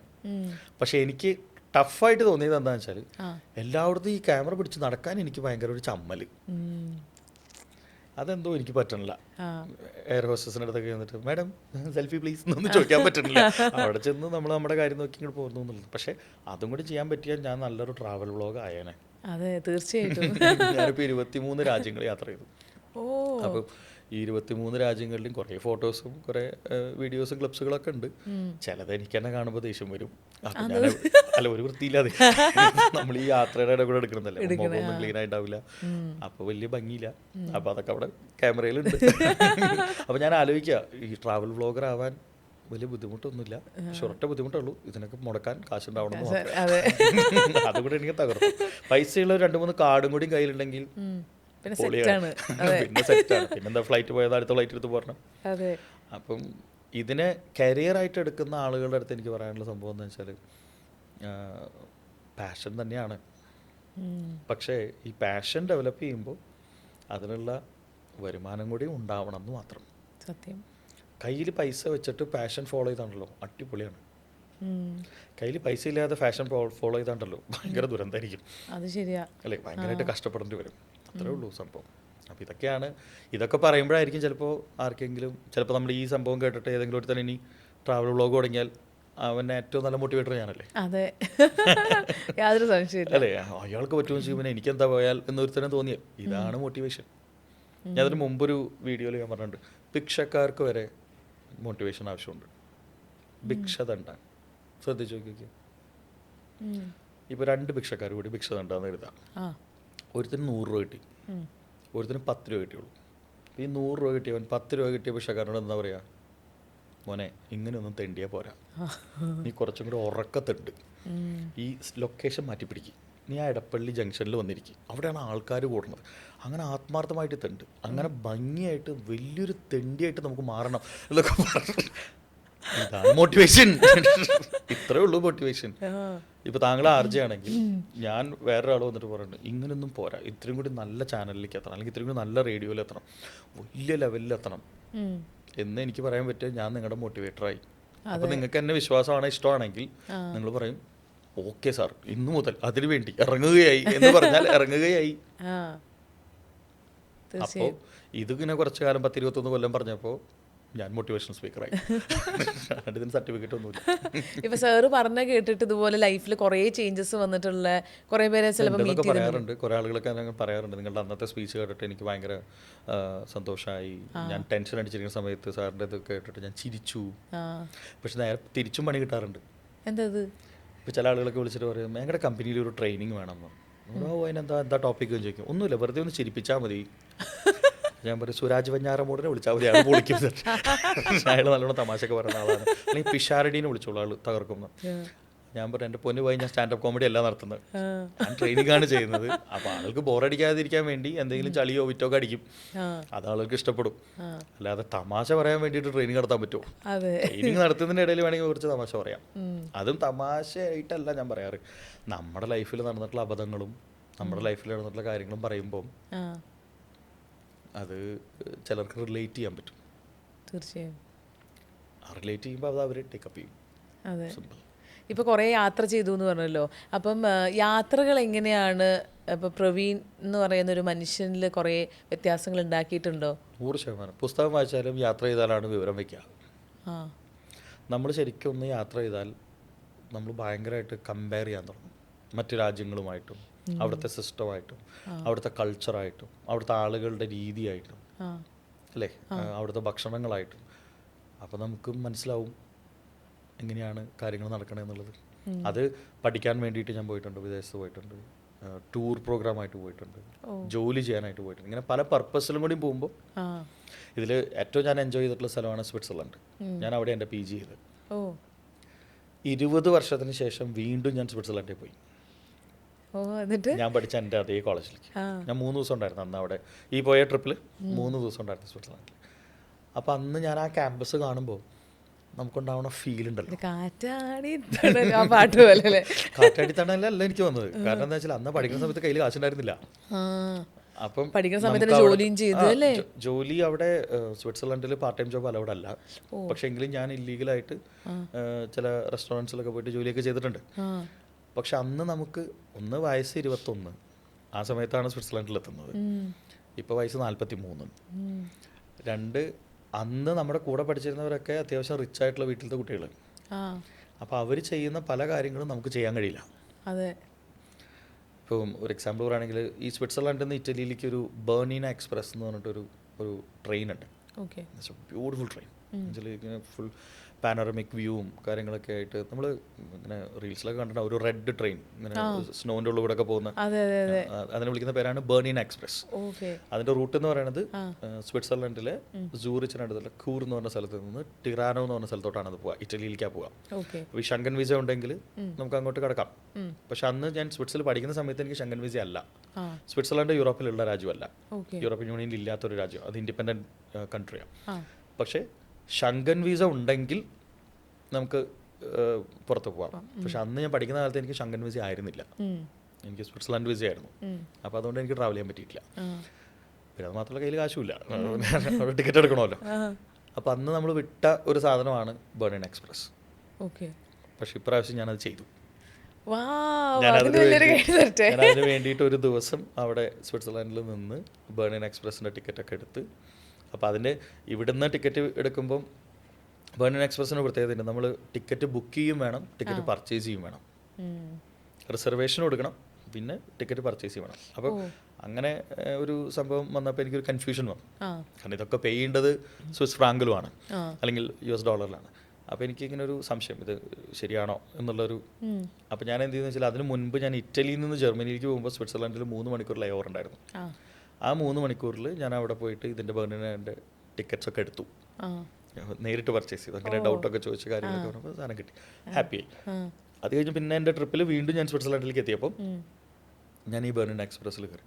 അപ്പം നമുക്ക് കിട്ടുന്ന ഫീൽ ഉണ്ടല്ലോ, അതൊരു ഒന്നൊന്നര ഫീലാണ്. കാരണം അന്ന് നമുക്ക് പോകാൻ പറ്റാതെ നമ്മൾ നിന്നിരുന്ന ഒരു സാധനം. അന്ന് ആ സമയത്താണ് ബേർണിന എക്സ്പ്രസിൻ്റെ സർവീസ് തുടങ്ങിയിട്ടേ ഉള്ളൂ, ഭയങ്കര ഫേമസ് ആയിരുന്നു. 1-2 വർഷമായിട്ടുള്ളൂ ഞാൻ പഠിക്കുന്ന കാലത്ത് ബേർണിന എക്സ്പ്രസ് തുടങ്ങിയിട്ട്. ഭയങ്കര ടെക്നോളജിയും ഭയങ്കര സെറ്റപ്പും പറഞ്ഞിട്ട് കാണുന്ന 20 വർഷം മുമ്പത്തെ കഥ കേട്ടോ നമ്മൾ പറയണേ. അപ്പോൾ അത് ചെയ്തപ്പോൾ നമുക്കുണ്ടാവുന്ന ഫീല് അതൊരു ഒന്നൊന്നര ഫീലാണ്. അതേപോലെ തന്നെ ഈ 20 വർഷം കഴിഞ്ഞ് ഞാൻ തിരിച്ച് കോളേജിലേക്ക് വരുന്ന സമയത്ത് ഞാൻ കോളേജിലേക്ക് ഞാൻ മെയിൽ അയച്ചിരുന്നു, I am coming to visit you back എന്നൊക്കെ. പക്ഷേ എനിക്ക് റിപ്ലൈ ഒന്നും കിട്ടിയില്ല. ഓക്കെ. എന്നാലും ഞാനൊരു പുറത്ത് നിന്നിട്ടൊരു ഫോട്ടോ എടുക്കാമല്ലോ എന്നൊക്കെ കരുതി ഞാൻ സ്കൂളിലോട്ട് ചെന്നു. സ്കൂൾ ഒരു വില്ലേജിലാണ്, ഷുഫൈം എന്ന് പറഞ്ഞിട്ടൊരു ഒരു ഗ്രാമത്തിലാണ്. അപ്പം ടൗണിൽ നിന്ന് ഒരുപാട് ദൂരം പോകണം. അത്രയും ദൂരം ട്രാവൽ ചെയ്ത് ഞാൻ അവിടെ ചെന്ന്, അപ്പോൾ എനിക്കിങ്ങനെ ആ ബസ്സിലിരുന്ന് ഞാൻ പോയിരുന്ന വഴികളിലൂടെയൊക്കെ പോകുമ്പോൾ ഈ രാജ്യങ്ങളൊക്കെ ഒരു പ്രത്യേകം ചില വലിയ മാറ്റങ്ങളൊന്നും വന്നിട്ടില്ല ഈ 20 വർഷം കൊണ്ട്. അവർ ആ പഴമ നിലനിർത്തുന്ന ആളുകളാണ്. 2-3 ഷോപ്പുകൾ പുതിയത് വന്നിട്ടെന്ന് ചോദിച്ചാൽ ആ ഗ്രാമത്തിൽ വേറൊരു മാറ്റവും വന്നിട്ടില്ല. അപ്പോൾ നമുക്കിതൊക്കെ കാണുമ്പോൾ നമ്മൾ നടന്ന വഴികൾ, നമ്മൾ അല്ലേ ടൈം മെഷീനിലൊക്കെ പോയ പോലെ ഞാൻ അങ്ങനെ വെറുതെ ഇരുന്ന് ബസ്സിലിരുന്ന് ചിരിക്കുക. ഓരോ സ്റ്റോപ്പ് എത്തുമ്പോൾ അയ്യോ ദേ നമ്മുടെ മറ്റേ സ്ഥലം, നമ്മൾ ലൈഫിൽ ഇനി ഒരിക്കലും കാണൂല എന്ന് വിചാരിച്ച സ്ഥലത്തേക്കാണ് അത് എത്തുന്നത്. തീർച്ചയായും. അങ്ങനെ ഞാൻ അവിടെ എത്തി, എൻ്റെ സ്റ്റോപ്പിലെത്തി, ഞാൻ സ്കൂളിലോട്ട് ചെന്ന് ഇനി എങ്ങനെ അതിനകത്തോട്ട് കയറും, ആരോട് ചോദിക്കണം എന്ന് പറയുന്ന സമയത്ത് ആ സ്കൂളിൻ്റെ ഓണർ അവിടെ നിൽക്കുന്നു. അയാൾ 6 വർഷത്തിന് ശേഷം സ്കൂൾ കാണാൻ വന്നത് അന്നാണ്. പക്ഷെ ഇയാളെ ഞാൻ പഠിക്കുന്ന കാലത്ത് പരിചയപ്പെട്ടിട്ടുണ്ട്. അപ്പം വിയറ്റ്നാമുകാരനാണ് അയാൾ. അങ്ങനെ ഞാൻ ഓടിച്ചെന്നൊരു sir hi I am Praveen എന്നൊക്കെ പറഞ്ഞ സമയത്ത് ആൾ ചോദിച്ചു ആരാന്ന് ചോദിച്ചു. ഞാൻ പറഞ്ഞു 2005 ബാച്ചാണ്, PG ഡിപ്ലോമ പഠിച്ചിരുന്ന കുട്ടിയാണ്. അപ്പോൾ എന്താ ഇവിടെ ചോദിച്ചു. ഞാൻ യൂറോപ്യൻ ട്രിപ്പിന് വന്നതാ, അപ്പോൾ എനിക്ക് എൻ്റെ സ്കൂൾ കാണണം തോന്നി, അപ്പോൾ ഇങ്ങോട്ട് വന്നു. അയാളങ്ങോട്ട് പ്രൗഡായില്ലേ. അയാൾ എൻ്റെ കയ്യും പിടിച്ച് വന്നിട്ട് വന്നു, വാ നിനക്ക് ഇവിടെ എന്താ കാണണ്ടേ, ഞാൻ കാണിച്ചു തരാമെന്നൊക്കെ പറഞ്ഞു. ഞാൻ പറഞ്ഞു എനിക്കതിന് കടക്കാനുള്ള പാസ്സില്ല എന്നൊക്കെ പറഞ്ഞു. അപ്പോൾ തന്നെ അയാൾ അവിടുത്തെ ഒരു ഓഫീസറെ വിളിച്ചിട്ട് പറഞ്ഞു അയാൾക്കൊരു എൻട്രി പാസ് എടുത്ത് കൊടുക്കൂ, അയാൾ കയറി കാണട്ടെ സ്കൂളിൽ നിന്ന്. അങ്ങനെ ഞാൻ പോയ സ്കൂളിലൊക്കെ നടന്ന് ഞങ്ങളുടെ സ്വിമ്മിംഗ് പൂൾ, ഞങ്ങളുടെ റെസ്റ്റോറൻറ്റ്, ഞങ്ങളുടെ കിച്ചൺ. അങ്ങനെ കിച്ചണിലെത്തിയപ്പോൾ ഷെഫ് വന്നിട്ട് ചോദിച്ചു ആരാ ചോദിച്ചു. ഞാൻ പറഞ്ഞു 2005 ബാച്ച് PG DHM പ്രവീൺ ചെറിയത്താണ് പേരുന്നത്. ഡ്രസ്സ് ചേഞ്ച് ചെയ്തോളൂ, പാത്രം കഴുകാൻ നിന്നോളൂ. കിച്ചണിൽ ഞങ്ങൾക്ക് ഇങ്ങനെ പ്ലേറ്റ് വാഷിങ്ങും ഡിഷ് വാഷിങ്ങും ഒക്കെ പഠിപ്പിച്ചു തരുമായിരുന്നേ. അപ്പോൾ change your dress, start washing തന്നെ. അപ്പോൾ ഞാൻ പറഞ്ഞു ഐ ആം ജോക്കിംഗ്. അപ്പം ഇതൊക്കെ നമുക്ക് കിട്ടുമ്പോഴേ ഭയങ്കര ഒരു ഫീലാണ്. തീർച്ചയായിട്ടും യാത്രകൾ എപ്പോഴും നമുക്ക് നമ്മുടെ പഴമേനൊക്കെ ഓർമ്മിപ്പിക്കും അല്ലേ. ഇതൊക്കെ കഴിഞ്ഞിട്ട് ഇതിനകത്തുള്ള ഒരു ട്വിസ്റ്റ് എന്തായിരുന്നു അറിയാം ആ യാത്രയിൽ ഞാൻ ഏറ്റവും എൻജോയ് ചെയ്തത്. ഈ സ്കൂളിൽ നിന്ന് തിരിച്ച് വിജയശ്രീ ലാളിതരായി ഞാൻ തിരിച്ചു പോവുകയാണ്. കാരണം 20 വർഷത്തെ ഇത് കഴിഞ്ഞിട്ട് കണ്ടു. ഞാൻ വീഡിയോസൊക്കെ എടുത്തു, എൻ്റെ ഫ്രണ്ടിൽ നിന്നിട്ടുള്ള വീഡിയോ ഒക്കെ ഇട്ടു. അപ്പം തന്നെ ഞാൻ ഫേസ്ബുക്കിലൊക്കെ കയറ്റി, ഇൻസ്റ്റാഗ്രാമിലൊക്കെ കയറ്റി, ഇതാ വന്നു തിരിച്ചു എന്നൊക്കെ. പക്ഷെ നല്ല ക്ഷീണം ഉണ്ടായിരുന്നു. കാരണം 9ാമത്തെയോ 10ാമത്തെയോ രാജ്യമായിരുന്നു അത് ആ ട്രിപ്പിൽ. അപ്പം ഇങ്ങനെ കീപ് ട്രാവലിങ്, എല്ലാ ദിവസവും രാവിലെ ഫ്ലൈറ്റിൽ കയറാൻ പോവുക, ഇങ്ങനെയുള്ളൊരു അവസ്ഥയായിരുന്നല്ലോ. പിന്നെ ഈ സന്തോഷവും ഒക്കെ കൂടി വന്നപ്പോൾ ബസ്സിൽ കയറി ഞാൻ സുഖമായിട്ട് അങ്ങനെ കിടന്ന് ഉറങ്ങി, നല്ല ഉറക്കം ഉറങ്ങി. അപ്പോൾ അവിടെ നമ്മുടെ പോലെ ഈ കണ്ടക്ടറും കിളിയൊന്നും ഇല്ലല്ലോ ബസ്, ഒക്കെ ഡ്രൈവർ തന്നെയാണ് ചെയ്യുക. പിന്നെ ടിക്കറ്റ് ടാപ്പ് ചെയ്യാം, അവിടെ ഒരു മെഷീൻ ഉണ്ടാവും, ടാപ്പ് ചെയ്ത് കയറാം. ഇപ്പോൾ ഈ ടിക്കറ്റ് മിസ്സാവാതിരിക്കാൻ വേണ്ടി പാസ്പോർട്ട് നമ്മൾ കളയില്ലല്ലോ, അപ്പോൾ പാസ്പോർട്ടിൻ്റെ ഉള്ളിലാണ് ഞാൻ വെച്ചിരുന്നത്. ആ പാസ്പോർട്ട് എടുത്ത് ഞാൻ ജീൻസിൻ്റെ പോക്കറ്റിലും വെച്ചു. ഞാൻ ബസ് ഇറങ്ങി അവിടുന്ന് ലുസാണിൽ നിന്ന് സൂറിച്ചിലോട്ടുള്ള ട്രെയിൻ കയറാൻ വേണ്ടിയിട്ട് അടുത്ത ടിക്കറ്റ് എടുക്കാൻ വേണ്ടി പാസ്പോർട്ട് നോക്കിയപ്പോൾ പാസ്പോർട്ട് കാണാനില്ല. പാസ്പോർട്ട് ആ ബസ്സിൽ വീണുപോയി. കാരണം ഞാൻ ചിലപ്പോൾ ഉറങ്ങണ സമയത്ത് കോൾ എന്തെങ്കിലും വന്നിട്ടുണ്ടാവും, എടുക്കുന്ന ഫോൺ എടുക്കുമ്പോൾ അതിൽ കൊളത്തി വലിച്ച് പാസ്പോർട്ട് വീണുപോയി. നേരത്തെ നിങ്ങൾ പറഞ്ഞില്ലേ ഈ മോട്ടിവേഷണൽ സ്പീക്കർ, അതൊന്നും വർക്കായില്ല. കണ്ണിൽ ഇരുട്ട് കയറണ പോലെയായിരുന്നു, കണ്ണൊക്കെ നിറഞ്ഞു. പാസ്പോർട്ട് പോയി. പാസ്പോർട്ടിനകത്താണ് വീസ. ഞാൻ പെട്ടെന്ന് ചിന്തിച്ചാൽ അറിയാം, I become an illegal. Exactly. ആ സമയത്ത് ഒരു പോലീസുകാരെ വന്നിട്ട് ആരാടോ ചോദിച്ചാൽ കഴിഞ്ഞു കഥ, എൻ്റെ പാസ്പോർട്ട് മിസ്സായി എന്ന് പറയാൻ പറ്റും. അപ്പോഴാണ് ചില സമയത്തൊക്കെ നമുക്കിങ്ങനെ ദൈവം പറയൂലേ, അവൻ്റെ മനസ്സിൽ നിന്നിട്ട് ആരോ പറഞ്ഞു ഇപ്പം ഇരുന്ന് കരയല്ല വേണ്ടത്, ഇപ്പം ആക്ട് ചെയ്യുന്നു. അപ്പോൾ ഞാൻ ചിന്തിച്ചു, ഞാൻ ഇനി അവിടുന്ന് ടിക്കറ്റ് എടുത്ത് എയർപോർട്ടിൽ പോയിട്ട് അത് റിപ്പോർട്ട് ചെയ്യണോ, അത് അവിടുത്തെ ലോക്കൽ പോലീസ് സ്റ്റേഷനിൽ പറയണോ. അപ്പം ഞാൻ വെച്ചാൽ ഇനിയിപ്പോൾ അവിടെ പറഞ്ഞാലും എയർപോർട്ടിൽ പറഞ്ഞാലും ഇവിടെ തന്നെ അന്വേഷണം തുടങ്ങണം അല്ലേ. അപ്പം ഞാൻ അവിടെ ഉള്ള ഒരു റെയിൽവേ സ്റ്റേഷനിലുള്ള ഒരാളോട് കാര്യം പറഞ്ഞു. അപ്പോൾ അയാൾക്കാണെങ്കിൽ കുറച്ച് ഇംഗ്ലീഷ് അറിയുള്ളൂ. ഈ രാജ്യങ്ങളൊക്കെ പ്രത്യേകം ചിലവർക്ക് ഇംഗ്ലീഷ് പറയണ്ടാവും. ഞാനിങ്ങനെ മുറി ജർമ്മനും ബാക്കി ഇംഗ്ലീഷൊക്കെ കൂടി വെച്ച് ഐ ലോസ്റ്റ് മൈ പാസ്പോർട്ട് എന്നൊക്കെ പറഞ്ഞ് അപ്പോൾ അയാൾ അപ്പോൾ ഞാൻ പറഞ്ഞു എവിടെയാണ് കളഞ്ഞതെന്ന് ചോദിച്ചു. ഞാൻ പറഞ്ഞു അതറിയുമെന്ന് ഞാൻ പോയി എടുക്കൂലേ. അപ്പോൾ നിൻ്റെ ബസ്സിൽ വീണ് പോയിട്ടുണ്ടാവും എന്ന് പറഞ്ഞു. ബസ്സിലുണ്ടായിരുന്നില്ലേ ചോദിച്ചു. ബസ്സിലുണ്ടായിരുന്നു. അങ്ങനെ ഇയാൾ ഫോൺ എടുത്തു, എന്തൊക്കെയോ പറഞ്ഞ് തിരിച്ചുണ്ടോ. അപ്പോൾ ഞാൻ ഇയാളെന്താ ഈ ഫോണിൽ കളിച്ചുകൊണ്ടിരിക്കുന്നു. ഞാൻ വീണ്ടും വന്നിട്ട് പറഞ്ഞു ഈ പോലീസ് സ്റ്റേഷൻ എവിടെയാണ് ചോദിച്ചു. അപ്പോൾ പറഞ്ഞു പോലീസ് സ്റ്റേഷനൊക്കെ കുറേ ദൂരെയാണ്, നീ വെയിറ്റ് ചെയ്യുന്നതാണ്. വീണ്ടും വിളിച്ചിട്ട് പറഞ്ഞു നിൻ്റെ പാസ്പോർട്ടിൻ്റെ കളർ ഏതാണെന്ന് ചോദിച്ചു. പറഞ്ഞു ബ്ലാക്കാണ്, ഇന്ത്യൻ പാസ്പോർട്ടാണ്. പിന്നെയും ഒരു എന്നൊക്കെ പറഞ്ഞിട്ട് ഇയാളങ്ങനെ പോയി തിരിച്ചിങ്ങോട്ട് വന്നു. ഒരു 5 മിനിറ്റ് കഴിഞ്ഞപ്പോൾ വന്നിട്ട് പറഞ്ഞു വി ഫൗണ്ട് യുവർ പാസ്പോർട്ട് എന്ന് പറഞ്ഞു. അപ്പോൾ ഞാൻ ചോദിച്ചാൽ എവിടെയെന്ന് ചോദിച്ചു. ബസ്സിലുണ്ടായിരുന്നു എന്ന് പറഞ്ഞു. അപ്പോൾ ഞാൻ ചോദിച്ചാൽ എങ്ങനെ കിട്ടിയെന്ന് ചോദിച്ചു. അപ്പം ഇയാൾ പറഞ്ഞു ആ ബസ് അവിടെ വല്ലപ്പോഴേക്കും ഒരു ബസ് വരിക, അതൊരു യെല്ലോ കളർ ബസ്, അത് അവിടുത്തെ ഗവൺമെൻറ്റിൻ്റെ ബസ്സാണ്. ആ ഓപ്പറേറ്ററെ വിളിച്ചു, ഇങ്ങനെ ടൈം പറഞ്ഞപ്പോൾ ബസ് നമ്പർ കിട്ടി, അതിലത്തെ ഡ്രൈവറെ കണക്ട് ചെയ്തു. ഡ്രൈവർ വണ്ടി സൈഡാക്കിയിട്ട് പാസഞ്ചർ അനൗൺസ്മെൻറ്റ് നടത്തി, എല്ലാവരും കൂടി തപ്പി പാസ്പോർട്ട് കിട്ടി. പക്ഷേ ഇനി ഈ ബസ് തിരിച്ചു വരണമെങ്കിൽ 4-4.5 മണിക്കൂർ എടുക്കും ഇതിങ്ങനെ റൗണ്ട് അടിച്ച് തിരിച്ചെത്താൻ. അപ്പോഴേക്കും എൻ്റെ ഫ്ലൈറ്റ് പോയി. എനിക്ക് അവിടുന്ന് പിന്നെ പോകേണ്ടത് നോർവേക്കാണ്. അപ്പോൾ ഞാൻ പറഞ്ഞു എൻ്റെ ഫ്ലൈറ്റ് മിസ്സാവും. അപ്പോൾ വീണ്ടും അയാൾ എന്ന് പറഞ്ഞിട്ട് ഫോണൊക്കെ എടുത്ത് 2 റൗണ്ടൊക്കെ അടിച്ച് തിരിച്ചു വന്നിട്ടുണ്ട്. അവിടുന്ന് ഓപ്പോസിറ്റ് വരുന്ന ബസ്സിലേക്ക് ഇത് ട്രാൻസ്ഫർ ചെയ്തിട്ടുണ്ട്. രണ്ടാമത് വരുന്ന ബസ്സിൽ എൻ്റെ പാസ്പോർട്ട് ഉണ്ടാവുന്നു. ഞാൻ താങ്ക് യു എന്നൊക്കെ പറഞ്ഞ് ആളപ്പം തന്നെ പറഞ്ഞു. അയാളുടെ പേര് ആൻഡ്രേ എന്നാണ്. ആൻഡ്രേ എപ്പോഴും ഓർമ്മയുണ്ട്. അങ്ങനെ ആൻഡ്രേ പറഞ്ഞു ഞാനിനി പോവാം, എൻ്റെ ഷിഫ്റ്റ് കഴിഞ്ഞു. അയാൾ അവിടുത്തെ ജോലിക്കാരനാണ്. ഇനി എൻ്റെ ഫാമിലി ടൈമാണ്, so I am going back home എന്നാണ്. അപ്പോൾ ഞാൻ പറഞ്ഞു ആൻഡ്രേ 1/2 മണിക്കൂർ കൊണ്ട് ആ ബസ് വരും, അത് കഴിഞ്ഞിട്ട് പോയാൽ പോരെ, കാരണം ഇയാൾക്ക് ഈ കഥ മുഴുവൻ അറിയുള്ളൂ. അപ്പോൾ ആൾ ചിരിച്ചിട്ട് പറഞ്ഞു don't worry brother, this is Switzerland എന്ന് പറഞ്ഞിട്ട് ആൾ പോയി. അപ്പോഴേക്കും അവിടെ തൊട്ടടുത്തുള്ളൊരു ഷോപ്പിലൊരു ആള് ഇങ്ങനെ ആക്കി. അയാൾക്ക് ഇംഗ്ലീഷ് അറിയില്ല, അയാൾ ഫുൾ ആക്ഷൻ എന്നൊക്കെ ആക്കി. അപ്പോൾ ഞാനും ഡീൽ എന്നൊക്കെ പറഞ്ഞ് അവിടെ നിന്ന്. അതെനിക്ക് തോന്നുന്നു അന്ന് -3 അവിടുത്തെ ടെമ്പറേച്ചർ. എല്ലാവർക്കും നടക്കുമ്പോൾ എനിക്ക് മാത്രം വേർക്കായിരുന്നു, പാസ്പോർട്ട് കയ്യിൽ കിട്ടിയില്ലല്ലോ. അങ്ങനെ വേർത്ത് കുളിച്ച് ടെൻഷൻ അടിച്ച് നിൽക്കുക. അപ്പം ഇയാൾ അവിടെ നിന്നിട്ട് ഒരു ചായ, പാസ്പോർട്ട്. ആദ്യത്തെ ബസ് വന്നു, അത് പോയി. രണ്ടാമത്തെ ബസ് വന്നപ്പോൾ ആളുകൾ ഇറങ്ങിയ സമയത്ത് ഡ്രൈവർ വന്നിട്ട് പറഞ്ഞു മിസ്റ്റർ പ്രവീൺ ചിറായ ഞാനാന്ന് പറഞ്ഞു. എനിക്ക് പാസ്പോർട്ട് വന്നു. പക്ഷെ അതിനു മുമ്പ് എനിക്കൊരു ഇൻസ്ട്രക്ഷൻ തന്നിരുന്നു ആൻഡ്രേ. പാസ്പോർട്ട് വരും, ബസ് വരും, പാസ്പോർട്ട് തരും, കിട്ടിയ സമയത്തേക്ക് നിങ്ങൾ അവിടുന്ന് ഓടണം, ഓടിയിട്ട് സെക്കൻഡ് പ്ലാറ്റ്ഫോമിലേക്ക് കയറണം എന്നാണ്. അപ്പം ഞാൻ വിചാരിച്ചത് ഇപ്പം നിങ്ങൾ വിചാരിച്ച പോലെ അവിടെ പ്രശ്നക്കാരാണോ, അത്ര വലിയ പ്രശ്നക്കാരാണോ, എന്തെങ്കിലും ഇഷ്യൂ ഉണ്ടാവുമോ. അപ്പോൾ ആൾ പറഞ്ഞു അതല്ല, ലുസേണിക്കുള്ള ട്രെയിൻ അവിടെ കിടക്കുന്നുണ്ടാവും, അത് 1 മിനിറ്റ് അവിടെ നിർത്തുള്ളൂ. അപ്പോൾ ഇവിടെ താങ്ക്സും നന്ദി പ്രകടനമൊക്കെ നടത്താൻ നിന്ന് കഴിഞ്ഞാൽ ആ ട്രെയിൻ പോകും, പിന്നെ വീണ്ടും 1 മണിക്കൂർ കഴിഞ്ഞിട്ട് അടുത്ത ട്രെയിൻ ഉണ്ടാവുള്ളൂ എന്ന്. സത്യം പറയാണ്ടല്ലോ പാർവതി, 23 മിനിറ്റിൻ്റെ ഉള്ളിൽ ആ പാസ്പോർട്ട് എനിക്ക് തിരിച്ചു വന്നു. ഇത് സിനിമാ കഥയല്ല. അതിനുശേഷം ഞാൻ എൻ്റെ ഭാര്യയെ വിളിച്ചു പറഞ്ഞു എടി പാസ്പോർട്ട് പോയി. അയ്യോ ഒന്നും ചെയ്യാതെ തിരിച്ചു കിട്ടി. ഞാൻ ആലോചിക്കായിരുന്നു ഇത് എടപ്പള്ളിയിലായിരുന്നു പോയിരുന്നെങ്കിൽ, പോയിട്ടോ തൃശ്ശൂരാണ് പാസ്പോർട്ട് നോക്കണ്ട, കേരളത്തിൽ എവിടെയെങ്കിലും ആണ് പോയിരുന്നതെങ്കിൽ ചിലപ്പോൾ പോപ്പുലേഷൻ ഇവിടെ കൂടുതലായതുകൊണ്ടാവും. പക്ഷെ ആറ്റിറ്റ്യൂഡ് വൈസിലൊന്ന് ചിന്തിച്ച് നോക്കിയൊക്കെ, ഇവിടെ എത്ര ആൻഡ്രമാരുണ്ടാവും.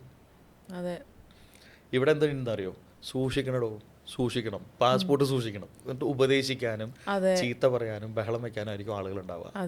തീർച്ചയായിട്ടും അല്ലേ?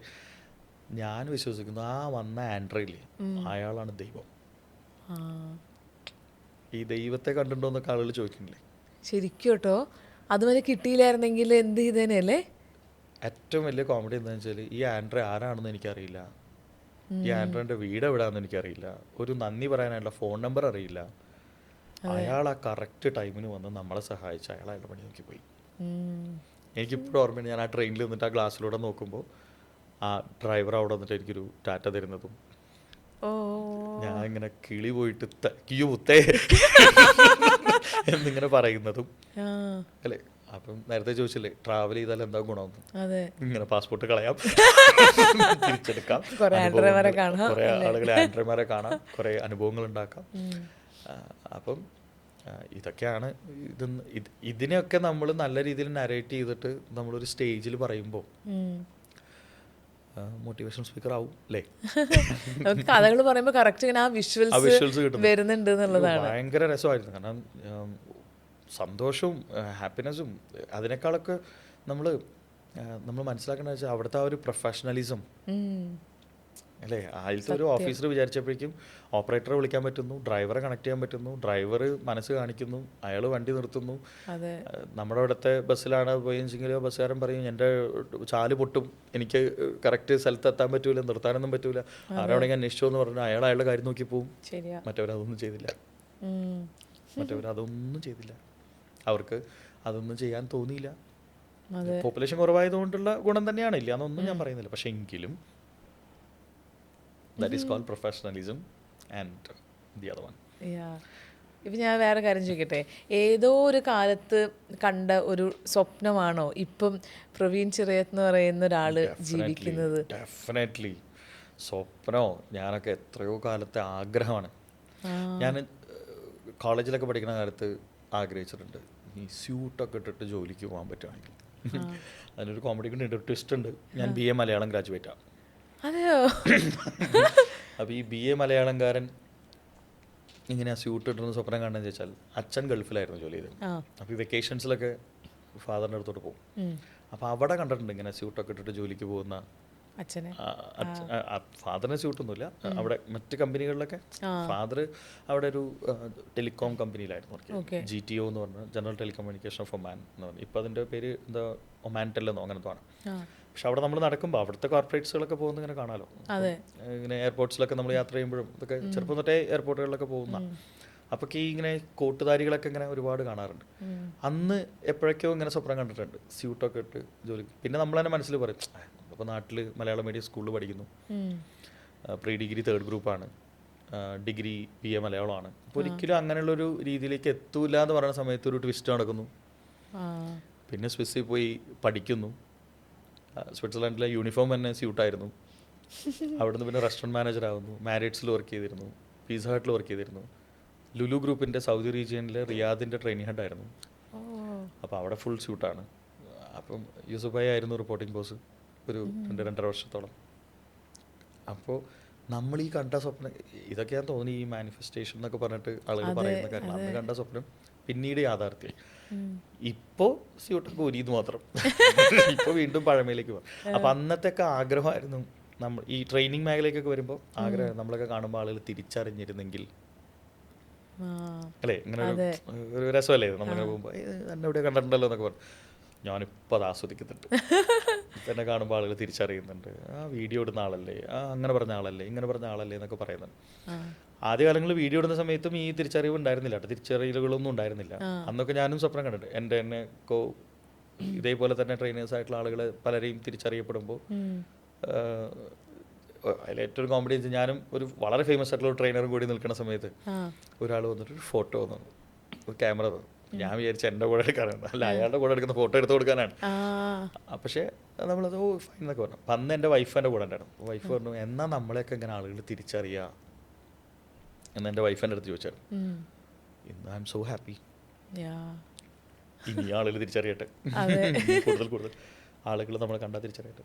പക്ഷേ ഞാൻ ഇതിനെ പറ്റിയിട്ടൊരു പഠനം നടത്തിയപ്പോൾ ഈ സിനിമാ താരങ്ങളൊക്കെ ചില ആളുകളെങ്ങനെ ചൂടാവുന്ന കണ്ടിട്ടുണ്ടോ? ഇങ്ങനെ ആളുകൾ ഒന്ന് ഫോട്ടോ എടുക്കുമ്പോഴും തട്ടി മാറ്റുന്നു, ദേഷ്യം വരുന്നു. എന്താ താങ്കളുടെ അഭിപ്രായം? അങ്ങനെ ചെയ്യാൻ പാടോ അവർ തട്ടി മാറ്റുന്നു എന്നുള്ളതോ? അവരുടെ ഒരു മാനസികാവസ്ഥ അവിടെയാണ്, അതാണ് പോയിന്റ്. കാരണം എന്താ അറിയോ, കഴിഞ്ഞ വർഷം എൻ്റെ സിസ്റ്റർ മരിച്ചു. എൻ്റെ സിസ്റ്റർ വെച്ചാൽ എൻ്റെ അച്ഛൻ്റെ ജ്യേഷ്ഠൻ്റെ മകൾ. 46 വയസ്സായിരുന്നു ചേച്ചിക്ക്. ഞങ്ങൾ 4 ആങ്ങളമാർക്ക് ഒരൊറ്റ പെങ്ങളാണ്. അപ്പം അൺഎക്സ്പെക്റ്റഡ് ആയിട്ടുള്ളൊരു മരണമായിരുന്നു. നമ്മൾ ഒരിക്കലും പ്രതീക്ഷിക്കാത്ത, വളരെ ഹെൽത്തി ആയിട്ട് നിന്നിരുന്ന ഒരാൾ പെട്ടെന്ന് ഒരു ചെറിയ ഇഷ്യൂ മരണപ്പെട്ടു പോയി. ഞങ്ങളൊക്കെ തകർന്ന് തൂഫാനായി നിൽക്കാന്ന് പറയില്ലേ, അങ്ങനെ നിൽക്കുന്ന ഒരു അവസ്ഥയാണ്.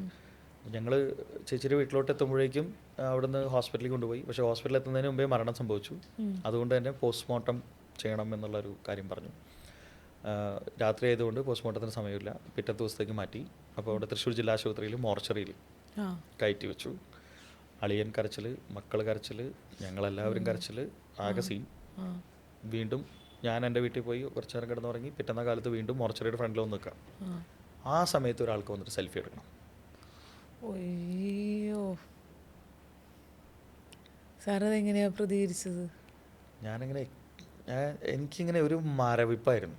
ഞാൻ പറഞ്ഞു, എൻ്റെ പൊന്നു പോയി, ഇത് മോർച്ചറിയാണ്, എൻ്റെ സിസ്റ്ററാണ് അവിടെ കിടക്കുന്നത്, അവിടെ പോസ്റ്റ്മോർട്ടം നടന്നുകൊണ്ടിരിക്കുകയാണ്. അപ്പോൾ ആൾ ആദ്യം പറഞ്ഞു ഓക്കെ എന്നൊക്കെ പറഞ്ഞു. ഒരാൾ പോയി. അത് കഴിഞ്ഞ് വീണ്ടും ആൾ തിരിച്ചു വന്നിട്ടുണ്ട്. സാറേ ഒരു സെൽഫി, ആകെ 2 മിനിറ്റല്ലേ വേണ്ടു. എൻ്റെ ദൈവമേ. അപ്പോൾ ചില ആളുകൾക്ക് ചില സമയത്ത് എങ്ങനെ ബിഹേവ് ചെയ്യേണ്ടതെന്ന് അറിയില്ല. എനിക്ക് പെട്ടെന്ന് ദേഷ്യം വന്നേ. ഞാൻ ദേഷ്യം വന്നിട്ട് താൻ എന്താണെന്ന് പറയുമ്പോഴേക്കും എൻ്റെ അച്ഛൻ അവിടെ ഇരിക്കുന്നുണ്ടായിരുന്നു. ആൾ പറഞ്ഞു, അതെടുത്ത് അവസാനിപ്പിച്ചേ നീ എന്ന് പറഞ്ഞു. അപ്പോൾ ഞാൻ ആലോചിച്ചപ്പോൾ ശരിയാണല്ലോ, ഇതങ്ങോട്ട് അവസാനിപ്പിച്ച് അതങ്ങോട്ട് പൊക്കോളൂല്ലോ. മനസ്സിലായി. ഞാൻ വേഗം സെൽഫി എടുത്ത് ആളെ വിട്ടു. അയാൾക്ക് എന്നെ ഇഷ്ടമാണ്, സമ്മതിച്ചു. അതിനുശേഷം ഞാൻ ഈ സെലിബ്രിറ്റികൾ ആളുകളെ തട്ടുമ്പോഴും മാറ്റുമ്പോഴും എനിക്കൊന്നും തോന്നാറില്ല. എനിക്ക് ആ സാധനം റിലേറ്റായി. അവർ ചിലപ്പോൾ എന്തോ സീരിയസ് ആയിട്ടുള്ളൊരു കാര്യം ചെയ്തുകൊണ്ടിരിക്കുന്നതിൻ്റെ ഇടയിലൊക്കെ ആയിരിക്കും ചിലപ്പോൾ ഈ വന്ന് വീഡിയോ എടുക്കുന്നതും. സത്യം. അവരുടെ പ്രൈവസി അവർക്കും ഉണ്ടാവുമല്ലോ, അവരും മനുഷ്യന്മാരല്ലേ, സിനിമാ നടന്മാരാണ്, ഓക്കെ, നമ്മൾ എൻ്റർടൈൻ ചെയ്യുന്നവരാണ്. ദാറ്റ് ഡസൻ മീൻ അല്ലേ. മമ്മൂട്ടിയുടെ ഏതൊരു ഇൻ്റർവ്യൂവിൽ ഞാനത് കേട്ടിട്ടുണ്ട്. മമ്മൂട്ടിയുടെ അടുത്ത് ഒരാൾ ചോദിക്കുന്നത്, നിങ്ങൾക്ക് ഭയങ്കര അഹങ്കാരമാണോ, നിങ്ങൾ സ്റ്റേജിൽ നിങ്ങൾ സെറ്റിൽ വന്നു കഴിഞ്ഞാൽ ആരെയും മൈൻഡ് ചെയ്യില്ല എന്നൊക്കെ പറഞ്ഞു. അപ്പോൾ മമ്മൂട്ടി അതിന് മറുപടി കൊടുക്കുന്നുണ്ട്, ഞാൻ സെറ്റിൽ വന്നാൽ എല്ലാവരും മൈൻഡ് ചെയ്യാറുണ്ട്, പക്ഷെ അത് കഴിഞ്ഞാൽ ഞങ്ങൾ അവിടെ ഇരുന്ന് ഡിസ്കസ് ചെയ്യുന്നത് തമാശ പറഞ്ഞിരിക്കുന്നതല്ല. ഒരുപാട് കോടിക്കണക്കിന് പൈസ മുടക്കി ഒരു ബിസിനസ്സാണ് അവിടെ നടക്കുന്നത്. അതിൻ്റെ ശക്തമായിട്ടുള്ള ഡിസ്കഷനുകളായിരിക്കും അവിടെ നടക്കുന്നുണ്ടാവുക അല്ലേ. ആ മൂവി എങ്ങനെ കൊണ്ടുപോകണം, ആ മൂവി എങ്ങനെ വിജയിപ്പിക്കണം എന്നുള്ളതിൻ്റെ ഡിസ്കഷൻസ് ആയിരിക്കും അവിടെ നടക്കുന്നുണ്ടാവുക. അതിനേക്കാൾ ഉപരി ഇത്രയും ആളുകളുടെ മുന്നിൽ നിന്ന് മറ്റൊരു ക്യാരക്ടറായിട്ട് അയാൾ അഭിനയിക്കാൻ പോവാണ്. I don't think it's an easy task. Very true അല്ലേ. ഇത്രയും ആളുകൾ നിൽക്കുന്നത്, അതിൻ്റെ ഇടയിൽ കമൻ്റ് അടിക്കുന്നവരുണ്ടാവും, കളിയാക്കുന്നവരുണ്ടാവും, ചിരിക്കുന്നവരുണ്ടാവും, ബാഡ് കമൻറ്റ് പറയുന്നവരുണ്ടാവും, നമ്മളെ ഹരാസ് ചെയ്യുന്ന രീതിയിലുള്ള കമൻറ്റ് പറയുന്നവരുണ്ടാവും. ഇതിനൊന്നും വകവയ്ക്കാതെ ക്യാമറയിൽ നോക്കി അല്ലെങ്കിൽ ആ സിറ്റുവേഷൻ അനുസരിച്ച് മറ്റൊരു ക്യാരക്ടറായിട്ട് ഇവർ അഭിനയിക്കുക എന്ന് പറഞ്ഞാൽ ഐ സല്യൂട്ട് ദം. സത്യമായിട്ടും അല്ലേ. ഇത്രയും ഡീപ്പായിട്ട് ചിലപ്പോൾ ആരും ചിന്തിച്ചിട്ടുണ്ടാവില്ല എന്ന് ഞാൻ വിചാരിക്കുന്നു. പക്ഷെ ആ സിനിമ ഷൂട്ട് കാണാൻ വന്ന ഒരാളെ സംബന്ധിച്ചിടത്തോളം അതൊരു എൻ്റർടൈൻമെൻറ്റ് മാത്രമാണ്. നമ്മളെ നോക്കി ചിരിച്ചില്ല, അല്ലെങ്കിൽ മറ്റേ പൃഥ്വിരാജ് എന്നെ നോക്കിയില്ല, അയാൾക്ക് ജാടയാണ്, അയാൾ കൂളിംഗ് ഗ്ലാസ് വെച്ചിരുന്നു. അയാൾ ചിലപ്പോൾ കൂളിംഗ് ഗ്ലാസ് വെച്ചിരുന്നുണ്ടാവുക ഇവരെ നോക്കിയില്ല എന്നുള്ളത് കാണാതിരിക്കാൻ വേണ്ടിയിട്ടായിരിക്കാം അല്ലേ. അപ്പോൾ ഞാൻ പറഞ്ഞ പോയിന്റ് എന്താണെന്ന് വെച്ച് കഴിഞ്ഞാൽ സിറ്റുവേഷൻ അനുസരിച്ച് പെരുമാറുക എന്നുള്ളതാണ്. പക്ഷേ ഇതിന് മറ്റൊരു വശം ചില ആളുകൾ പറയുന്നത് എന്താ അറിയോ, ഞങ്ങൾ വളർത്തിയുണ്ടാക്കിയ നടനല്ലേ, ആയിരിക്കാം അല്ലേ. അതെ. ഇപ്പൊ എന്നെ ആളുകൾ തിരിച്ചറിയുന്നുണ്ടെങ്കിൽ ഞങ്ങളൊക്കെ ഫോളോ ചെയ്തത് കൊണ്ടല്ലേ. It's true, I respect you അല്ലേ. അപ്പോൾ ഈ ഫിലിം സ്റ്റാർസിൻ്റെ ഒക്കെ ഞാൻ അതിനുശേഷം എനിക്ക് ഫിലിം സ്റ്റാർസ് ഇങ്ങനെ തട്ടുന്നതും മാറ്റുന്നതൊക്കെ കാണുമ്പോൾ ഞാൻ ചിന്തിക്കാറുണ്ട് അവരുടെ ആംഗിളിൽ നിന്നിട്ട്. അവർ ചിലപ്പോൾ അത്യാവശ്യമായിട്ട് എവിടേക്കെങ്കിലും പോകാൻ നിൽക്കുന്ന നേരത്തായിരിക്കും എയർപോർട്ടിൽ നിന്ന്, ചിലപ്പോൾ അവർ നേരെ ലേറ്റ് ആയിട്ട് ഒരു ഷൂട്ടിന് പോകാൻ നിൽക്കുമായിരിക്കും. അതെ, എന്തൊരു അവസ്ഥയിലാണ് നമുക്കറിയില്ലല്ലോ. അവർ ചിലപ്പോൾ ഒരു എന്തെങ്കിലും ഒരു സിനിമ വന്ന് അത് അതിൻ്റെ പ്രൊജക്റ്റിൽ എന്തെങ്കിലും ഒരു പ്രശ്നം പറ്റി അതിൻ്റെ ഒരു ഫിനാൻഷ്യൽ ഡിസ്കഷനോ അല്ലെങ്കിൽ എന്തോ ഒരു സീരിയസ് മാറ്റർ ഡിസ്കസ് ചെയ്യാൻ വേണ്ടി ടെൻഷനായിട്ട് ചിലപ്പോൾ ഫ്ലൈറ്റ് ഇറങ്ങി പോകുന്ന സമയത്ത് ഇതുമായിട്ട് ഒരു ബന്ധമില്ലാത്ത ഒരാൾ വന്ന് ഒരു ക്യാമറയും കാണിച്ച് എന്നോ നടന്ന ഒരു കാര്യത്തെ പറ്റിയിട്ട് ഒരു ചോദ്യം ചോദിക്കും അല്ലേ. ചിലപ്പോൾ അയാളായിട്ട് ഒരു ബന്ധമില്ലാത്ത ഒരു കാര്യത്തിൽ ആ കാര്യത്തിൽ നിങ്ങൾ എന്താ അഭിപ്രായം പറയാത്തതെന്നൊക്കെ പറഞ്ഞ് ഇത് കാണിക്കുമ്പോൾ ചിലപ്പോൾ ഒന്ന് മാറി നടാന്ന് പറയും. അപ്പോഴേക്കും സാധനം വരും, മോഹൻലാൽ മാറി നിൽക്കടാന്ന് പറഞ്ഞു, മമ്മൂട്ടി മാറി നിൽക്കടാന്ന് പറഞ്ഞു. അപ്പോൾ ചിലപ്പോൾ അത്ര തിരക്കില്ലാത്ത സമയത്ത് പോയിരുന്ന ഒരു നടൻ ആ സമയത്ത് മോനെ വാടാ സെൽഫി എടുക്കടാന്നും പറഞ്ഞിട്ടുണ്ടാവും. ഈ നടനെ നോക്കൂ എന്ത് എളിമയാണ് അല്ലേ. ഈ നടൻ നോക്കൂ, അയാൾ എന്ത് എളിമയുള്ള മനുഷ്യനാ, അയാൾ കൂടെ നിന്നവനെ ചേർത്ത് നിർത്തിയത് കണ്ടോ. കാരണം വെച്ചാൽ അയാൾ ഒരു പണിയിലാണ്ട് പോയിരുന്നു, മറ്റാള് ഭയങ്കര തിരക്കില്ല, അയാൾക്ക് അയാളുടേതായിട്ടുള്ള ബിസിനസ്സുകൾ പ്രോബ്ലംസുകൾ കാര്യങ്ങളൊക്കെ ആയിട്ട് ഓടുന്ന നേരത്തായിരിക്കും ചിലപ്പോൾ അയാളും ഇതുപോലെ വളരെ ചേർത്ത് നിർത്തിയ സമയങ്ങൾ ഉണ്ടായിട്ടുണ്ടല്ലോ. അതെ. മമ്മൂട്ടി എത്രയോ ആളുകളുടെ അടുത്ത് സെൽഫി എടുക്കുന്നത് ഞാൻ കണ്ടിട്ടുണ്ട്. പിന്നെ സത്യം നമ്മൾ കണ്ടിട്ടുണ്ട് അല്ലേ. ആള് വളരെ ചിരിച്ചിട്ടും ആളുകളെ വിഷ് ചെയ്യണതും ആളുകളെ കൈ കാണിച്ചു.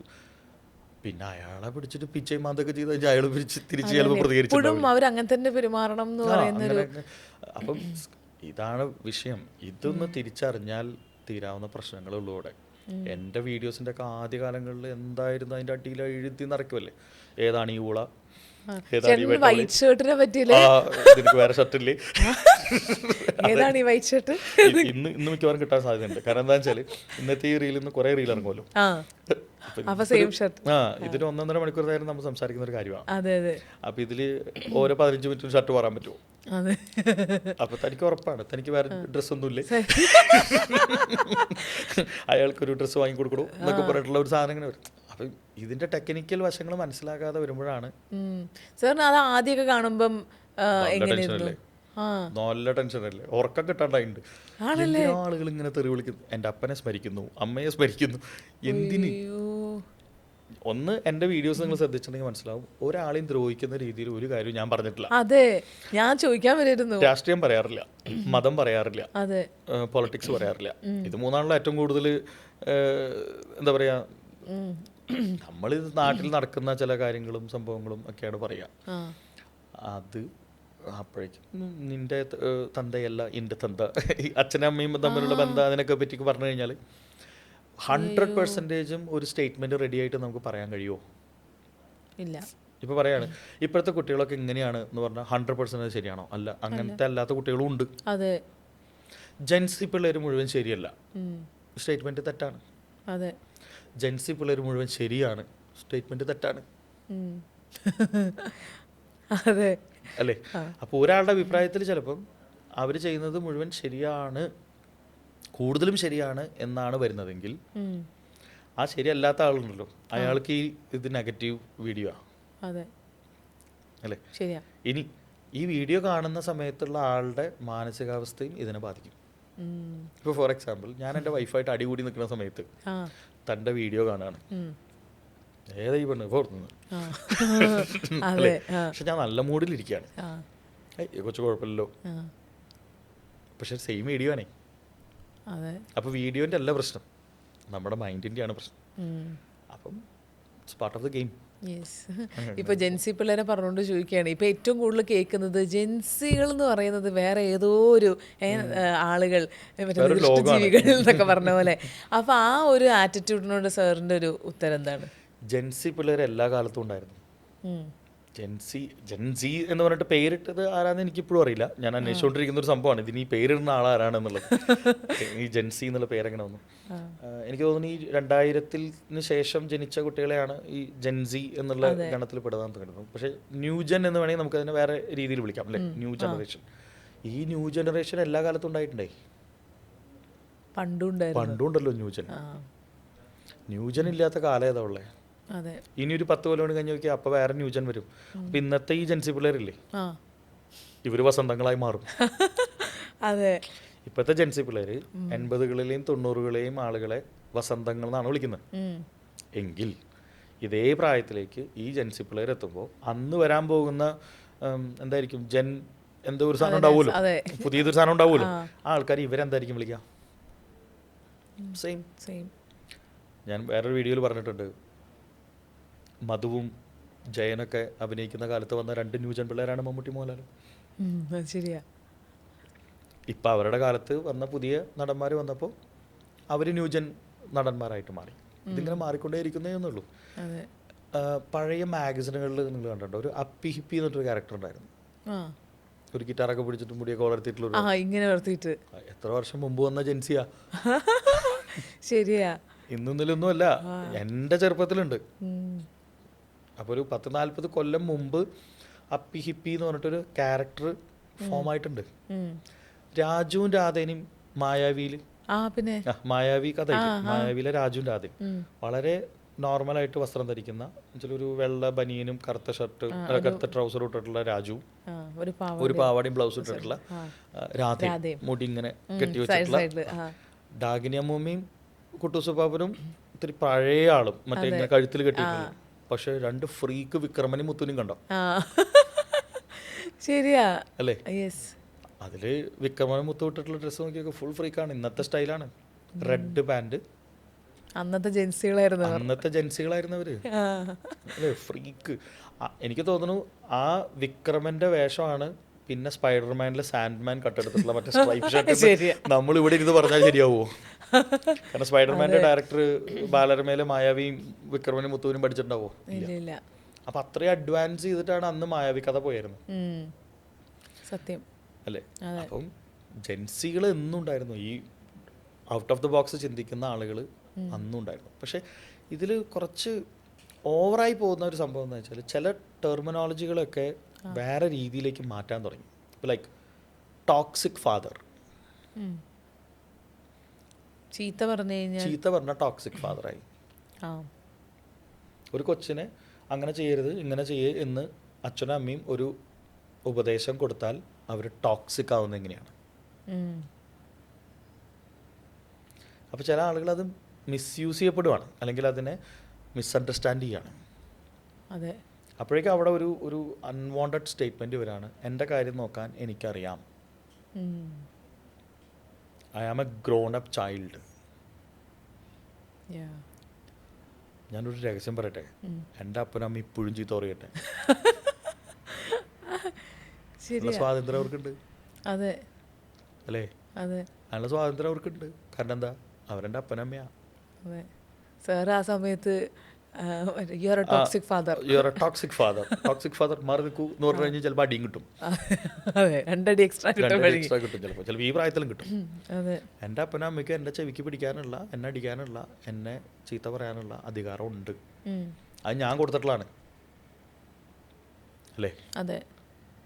അപ്പം അതില്ല എന്നൊക്കെ പറഞ്ഞു കഴിഞ്ഞാൽ ഇങ്ങനെ കൊടുക്കുന്ന ആളുകൾക്ക്, ഇങ്ങനെ ഈ അധികാരം കൊടുക്കുന്ന ആളുകൾക്ക് അതൊരു അരോചകത്വം ഉണ്ടാക്കും. മനസ്സിലായി. പക്ഷേ അതങ്ങനെ വേണ്ട എന്ന് ചിന്തിക്കുന്ന സെയിം ചിന്താഗതിയുള്ള ആളുകൾക്ക് അത് ശരിയുമാണ്. ശരിയാണ്. ചിലപ്പോൾ ഇത് കാണുന്ന ഏതെങ്കിലും ഒരാൾ അവിടെ നിന്നിട്ട് പറയും, നാണുണ്ടോ തനിക്ക് 40-43 വയസ്സായിട്ട് അച്ഛൻ്റെ അമ്മയുടെയും കയ്യിൽ നിന്ന് ചീത്ത കേൾക്കാൻ. ഞാനിപ്പോൾ എൻ്റെ കുടുംബം, എൻ്റെ വൈഫ്, എൻ്റെ മക്കൾ, ഞാൻ അധ്വാനിച്ച് പൈസ ഉണ്ടാക്കിയിട്ട് ജീവിക്കുന്ന ഇൻഡിപെൻഡൻ്റ് ആയി എന്ന് അല്ലേ കരുതാവുന്ന ഒരു പ്രായത്തിലാണ് നിൽക്കുന്നത്. പക്ഷെ എന്നാലും എൻ്റെ അപ്പനും അമ്മയ്ക്കും കൊടുക്കേണ്ട റെസ്പെക്റ്റ് ഞാൻ കൊടുത്തേ പറ്റുള്ളൂ. അവർ ചിലപ്പോൾ എൻ്റെ ചില കാര്യങ്ങൾ കയറി ഇടപെടും. ചിലപ്പോൾ എനിക്ക് തോന്നും, ഇതെന്തിനാ ഒരു ഇതിൽ കയറി ഇടപെടണത്, ഞാൻ ചെയ്തേണ്ട കാര്യമില്ല. പക്ഷെ എങ്കിലും അത് ഇടപെടണം. രഹസ്യമായിട്ട് ചോദിച്ചാൽ ഞാൻ പറയും, ആ ഇടപെടണം എനിക്ക് ഇഷ്ടമാണ്. കാരണം എന്താ, എനിക്ക് അന്തം കുന്തം ഇല്ലാത്ത കാലത്ത് അവർ ഇടപെട്ടിട്ടുണ്ട്. അല്ലേ? തീർച്ചയായിട്ടും. ഒരു ആന പ്രസവിച്ചാൽ 2-3 മണിക്കൂറിൻ്റെ ഉള്ളിൽ ആനക്കുട്ടി ഓടി നടന്ന് അതിൻ്റെ കാര്യങ്ങൾ നോക്കും. മാക്സിമം പോയ 2-3 ആഴ്ചയൊക്കെ ആയിരിക്കും അതിന് അമ്മയുടെ കയ്യിൽ നിന്ന് ഫീഡ് ചെയ്യാനൊക്കെ കിട്ടുന്നുണ്ടാവുക. പിന്നെ ആന ഒന്ന് സപ്പോർട്ട് ചെയ്ത് ഇങ്ങനെ കൊണ്ടു നടന്ന് അതിനെ അല്ലേ. പശു പ്രസവിച്ചാലും ഇങ്ങനെ തന്നെ, ആട് പ്രസവിച്ചാലും ഇങ്ങനെ തന്നെ. പക്ഷെ ഇത്ര വിവരം വിദ്യാഭ്യാസമുള്ള മനുഷ്യൻ പ്രസവിച്ചാണ്ടല്ലോ, അതിൻ്റെ കൊച്ചുങ്ങളൊന്ന് സ്റ്റാൻഡേർഡായിട്ട് ഒന്ന് ഒറ്റക്കാലിൽ, ഐ മീൻ ഒരു സ്വന്തം കാലിൽ നിൽക്കണമെങ്കിൽ 10-25 കൊല്ലെടുക്കും. അല്ലേ? അവരുടെ ബേസിക് എഡ്യൂക്കേഷൻ ടൈമിൽ ആരാ ഡിസിഷൻ എടുത്തേ? അപ്പനമ്മയാ ഡിസിഷൻ എടുത്തേ. പാർവതി ഏത് സ്കൂളിൽ പഠിക്കണമെന്ന് തീരുമാനിച്ചത് പാർവതി അല്ല.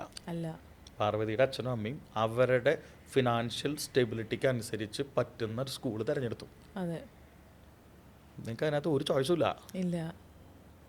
10ാം ക്ലാസ് വരെ എല്ലാ സബ്ജക്റ്റും പഠിക്കണമായിരുന്നു.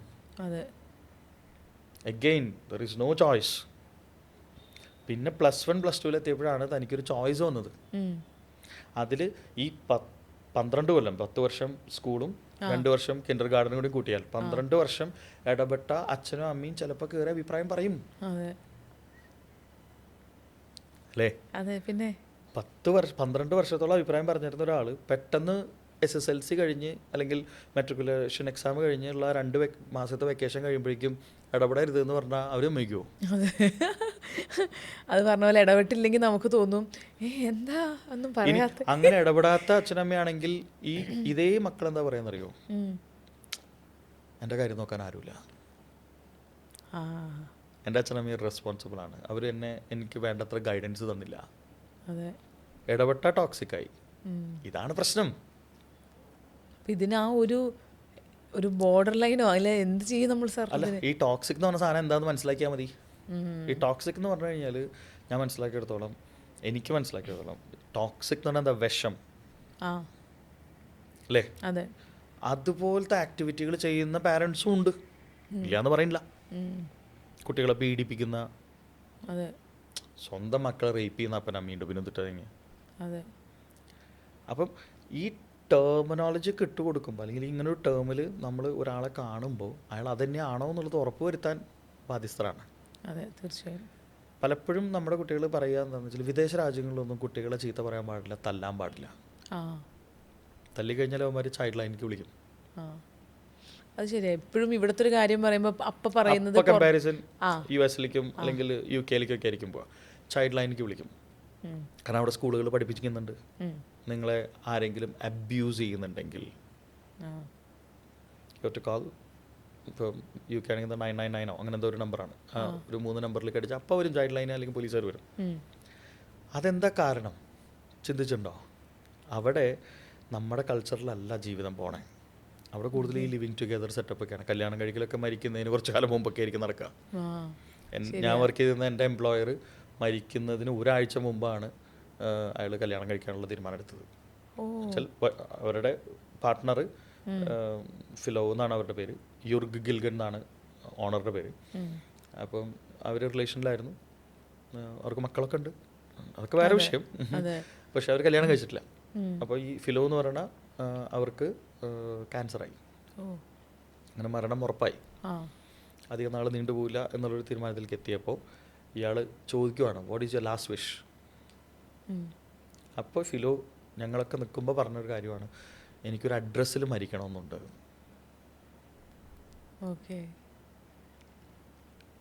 അങ്ങനെ ഹോസ്പിറ്റലിൽ വെച്ചിട്ടാണ് കല്യാണം നടക്കുന്നത്. അതോടുകൂടി മിസ്സിസ് ഗിൽഗനായി. അപ്പോൾ അഡ്രസ്സോടുകൂടി മരിക്കുക. ഇതാണ് അവരുടെ കൾച്ചർ. നമുക്കൊന്നും ചിന്തിക്കാൻ പോലും പറ്റാത്ത കാര്യമാണ്. ആ കല്യാണം ക്ഷണിക്കാൻ വന്നത് ഇവരുടെ മക്കളാണ്. ശരി, അവിടെ കൾച്ചറേ വേറെയാണല്ലോ. ഞങ്ങളുടെ സ്ഥാപനത്തിലോട്ട് വന്നിട്ട് അവർ ക്ഷണിക്കുവാണ്, ഇത് എൻ്റെ അപ്പൻ്റെ അമ്മയുടെ കല്യാണമാണ്, വരണമെന്ന് പറഞ്ഞിട്ട്. അപ്പോൾ അതിൽ കൂടെ വന്നിട്ടുള്ള ആള് സ്റ്റെപ്പ് ഡാഡിൻ്റെ കല്യാണമാണ്. എന്നുവെച്ചാൽ ഇയാളുടെ മകനല്ല, ഈ ലേഡിയുടെ മകനാണ്. പക്ഷെ ഇയാൾക്കപ്പോൾ സ്റ്റെപ്പ് ഡാഡല്ലേ വരാം. അപ്പോൾ എൻ്റെ സ്റ്റെപ്പ് ഡാഡിൻ്റെ കല്യാണമാണ്, വരണം എന്ന് പറഞ്ഞിട്ട് പ്രവീൺ എന്തായാലും വരണം എന്നൊക്കെ പറഞ്ഞ് ക്ഷണിക്കുവാണ്. ഞാനിങ്ങനെ അന്തം വിട്ട് നിൽക്കുവാണ്. നമ്മുടെ നാട്ടിൽ ചിന്തിക്കാൻ പറ്റുമോ? ഇല്ല. എൻ്റെ അപ്പൻ്റെ അമ്മയുടെ കല്യാണം എന്ന് പറഞ്ഞിട്ടൊരു മകനെ ക്ഷണിക്കാൻ പറ്റുമോ? അവർക്ക് പറ്റുന്നുണ്ട്. അപ്പോൾ അവിടെ വിഷയം എന്താണെന്ന് വെച്ചാൽ, ഇങ്ങനെയുള്ള റിലേഷനിൽ നിൽക്കുന്ന സമയത്ത് ചിലപ്പോൾ നമ്മുടെ പാർട്ട്ണറുടെ കൊച്ച് എനിക്ക് സ്ട്രേഞ്ചറാണ്. അപ്പോൾ ചിലപ്പോൾ ഞാൻ അബ്യൂസ് ചെയ്യും, അല്ലേ? ഒരു ആണും പെണ്ണും, ആ പെണ്ണിന് വേറെ ഏതൊരു കൊച്ചുണ്ട്, ആ കൊച്ച് ഈ പറയുന്ന ആണിന് ആരാണ്? ആരുമല്ല. സ്റ്റെപ്പ് ഡാഡോ ആണെങ്കിൽ കല്യാണം കഴിക്കണമല്ലോ, കല്യാണം കഴിച്ചിട്ടില്ലല്ലോ. സംതിങ് സ്ട്രേഞ്ചർ ആണ്. ഈ റിലേഷൻ എത്ര കാലം മുന്നോട്ട് പോകുന്നു അറിയില്ല. ചിലപ്പോൾ കുറച്ച് കഴിയുമ്പോൾ എക്സിന്റെ മകളൊക്കെ ആയിട്ട് മാറും. അപ്പോൾ ചിലപ്പോൾ അവിടെ എന്തെങ്കിലും ഇഷ്യൂസ് ഉണ്ടാവാതിരിക്കാം. തുറന്നു പറയാൻ ഇങ്ങനെ ഒരു പബ്ലിക് പ്ലാറ്റ്ഫോം ആയതുകൊണ്ട് പറ്റുന്നില്ല. ഒരു ഒരു കൈൻഡ് ഓഫ് അബ്യൂസ്മെന്റ് അവിടെ നടക്കുന്നുണ്ടെങ്കിൽ അതിനെ തടയിടാൻ വേണ്ടിയിട്ടാണ് ഈ ചൈൽഡ് ലൈനും കാര്യങ്ങളൊക്കെ അവിടെ വന്നിട്ടുള്ളത്. മനസ്സിലായി. അല്ലാതെ കുറുമ്പ് കാണിക്കുമ്പോൾ ചീത്ത പറയരുത് എന്നല്ല അവർ പറഞ്ഞിട്ടുള്ളത്. ശരിയാ അല്ലേ? എൻ്റെ വീട്ടിൽ ഞാൻ ചുമരുമ്പോൾ മുഴുവൻ പെൻസിൽ എടുത്തിട്ട് വരച്ച് വെക്കുന്ന സമയത്ത് അത് വരയ്ക്കലടാ എന്ന് പറയുമ്പോൾ അതെങ്ങനെയാണ് ടോക്സിക് ഡാഡ് ആവണത്? അപ്പം ഇതിനങ്ങോട്ട് വളച്ചൊടിച്ച് ഇത് വേറെ എന്തോ സെറ്റപ്പായി മാറി. ഞാൻ യു കെയിലുണ്ടായിരുന്ന സമയത്ത് അവിടെ എൻ്റെ ഒരു സുഹൃത്തിൻ്റെ വീട്ടിൽ വടിയെടുക്കാൻ പറ്റില്ലല്ലോ. വടിയെടുത്തപ്പോൾ ഈ സാധനം വിളിച്ച് പറയൂലേ. അപ്പോൾ ചൈൽഡ് ലൈൻ വരും, ഇതെന്താ വടി? അപ്പം ഇവർ പറയാ കൊച്ചിനെ അടിച്ചു, അങ്ങനെയൊക്കെയാണ് പറയാ, അല്ലേ? അവൻ അവിടെ ചെയ്തു വെച്ചിരിക്കുന്നത് നല്ല എരിവുള്ള അച്ചാറ്, കടുപ്പങ്ക അച്ചാറൊക്കെ അല്ലേ, അത് കൊടുന്ന് വെച്ചേക്ക. കുറുമ്പ് കാണിച്ചാൽ അച്ചാർ എടുക്കണോ? No dad, no it's so spicy എന്ന് പറയും. അപ്പം എന്നാൽ കുറുമ്പ് കാണിക്കാതിരിക്കുന്നു. അച്ചാർ കൊടുത്തപ്പം ഈ കൊച്ച് ചൈൽഡ് ലൈനിക്ക് വിളിച്ചു. ചൈൽഡ് ലൈൻകാർ വന്നിട്ട് ചോദിച്ചു, ഇതെന്താ നിങ്ങൾ ഇങ്ങനെ ചോദിച്ചപ്പോൾ പറഞ്ഞു, this is spicy food, Indian food, this is our food എന്ന് പറഞ്ഞപ്പോൾ ആ വന്ന officer, come on girl, this is your spicy food എന്നൊക്കെ പറഞ്ഞു തട്ടിട്ട് പോയി. അവൻ്റെ ബുദ്ധി ആലോചിച്ച് നോക്ക്.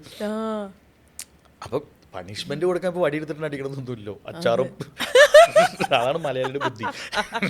അച്ചാറും ഇതിന് പറ്റും എന്ന് അവൻ തെളിയിച്ചു. അപ്പം ഞാൻ പറഞ്ഞു വന്ന പോയിന്റ് എന്താ വെച്ചാൽ, ഇതിനെ പിടിച്ചിട്ട് നമ്മുടെ കോണ്ടെക്സ്റ്റിലേക്ക് കൊണ്ടുവരുമ്പോൾ ഭയങ്കര പ്രശ്നമാണ്.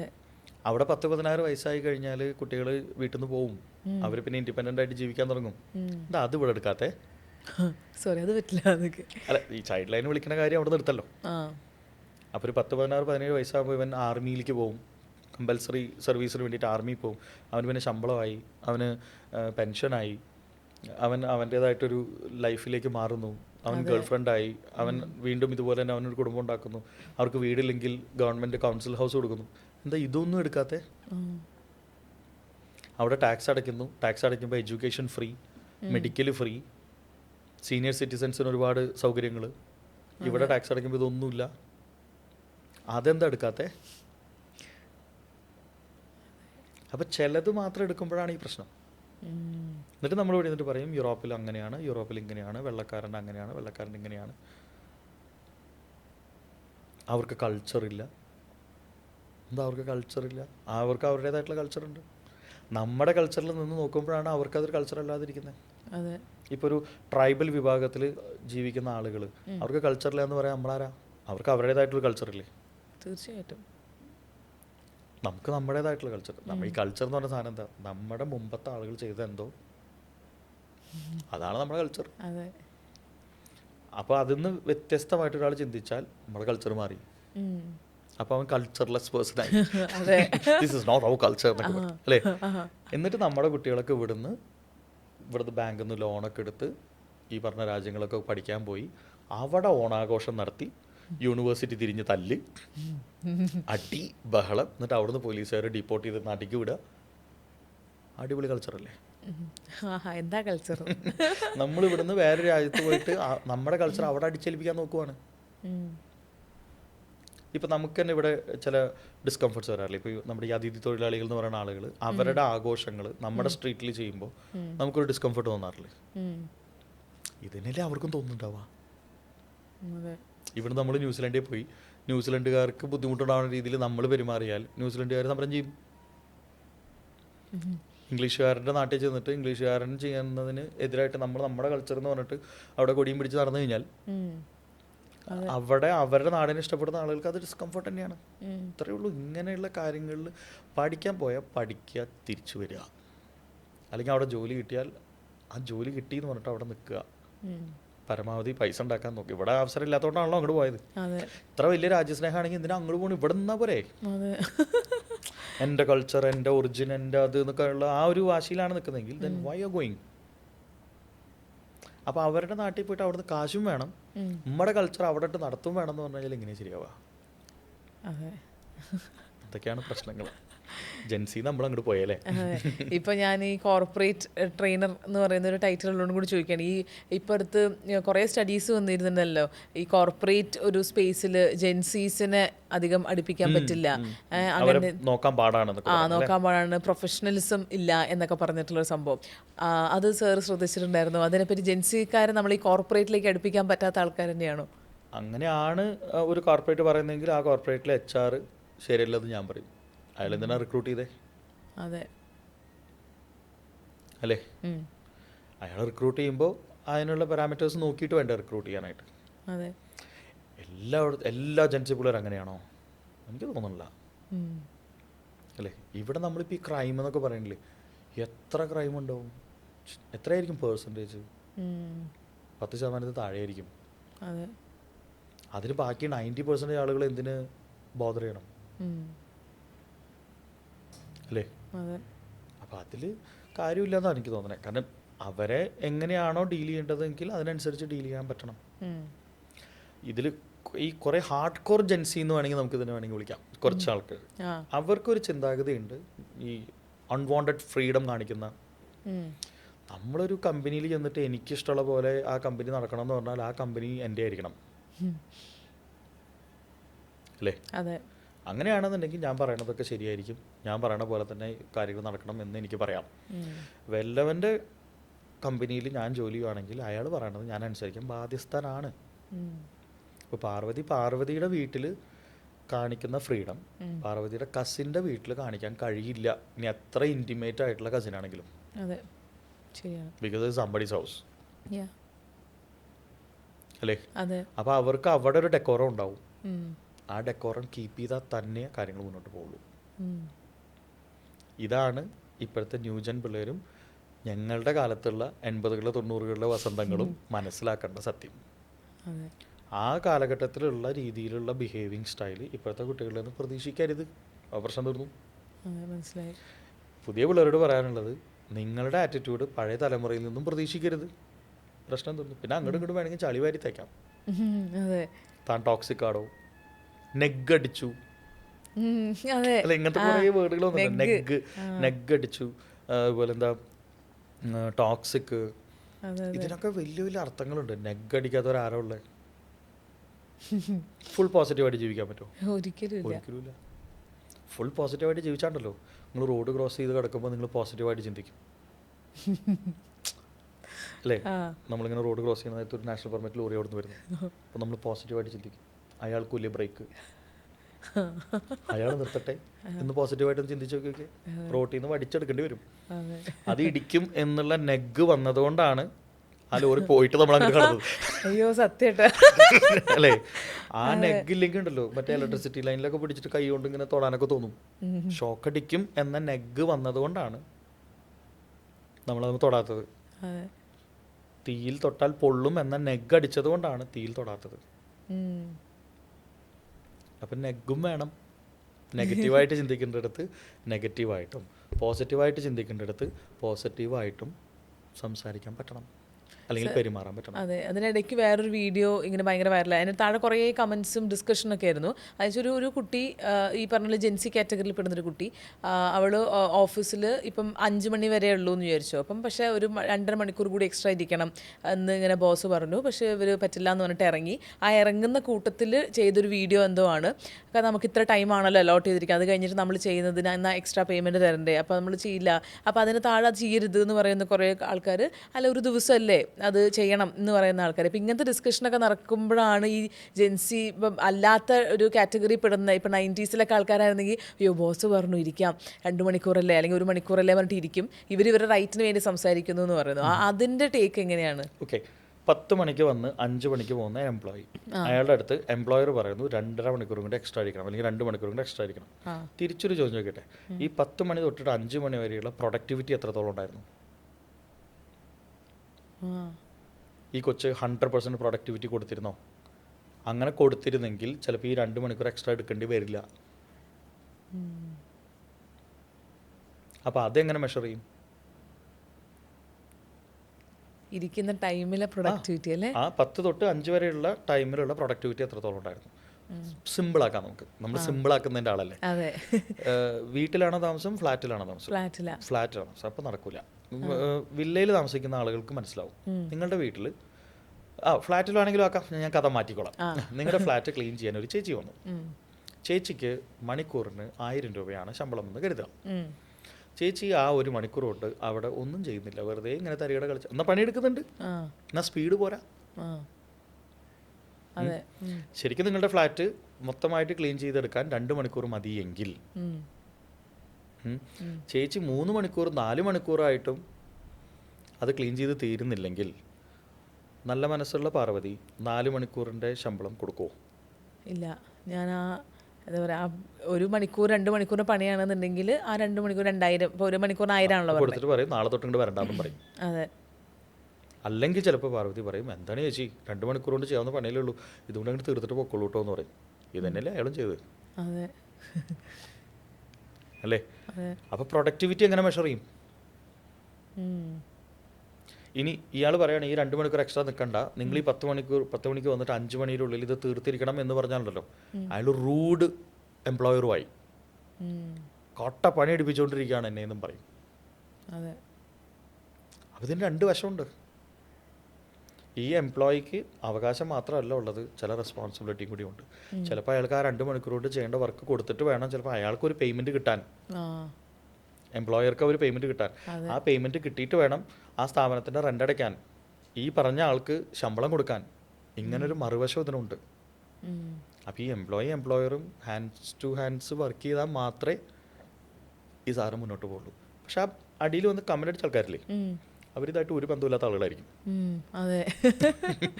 ആരാൻ്റെ വീട്ടിൽ പ്രാന്തായാൽ കാണാൻ നല്ല ചേലാണ് അല്ലേ? നാടൻ ചൊല്ല. ഇപ്പം ജെൻസി പിള്ളേർ കേട്ടിട്ടുണ്ടോന്ന് അറിയില്ല. ആരാൻ്റെ വീട്ടിലൊരാൾക്ക് ഭ്രാന്തായാൽ നമുക്കത് കാണാൻ ഭയങ്കര രസമാണ്.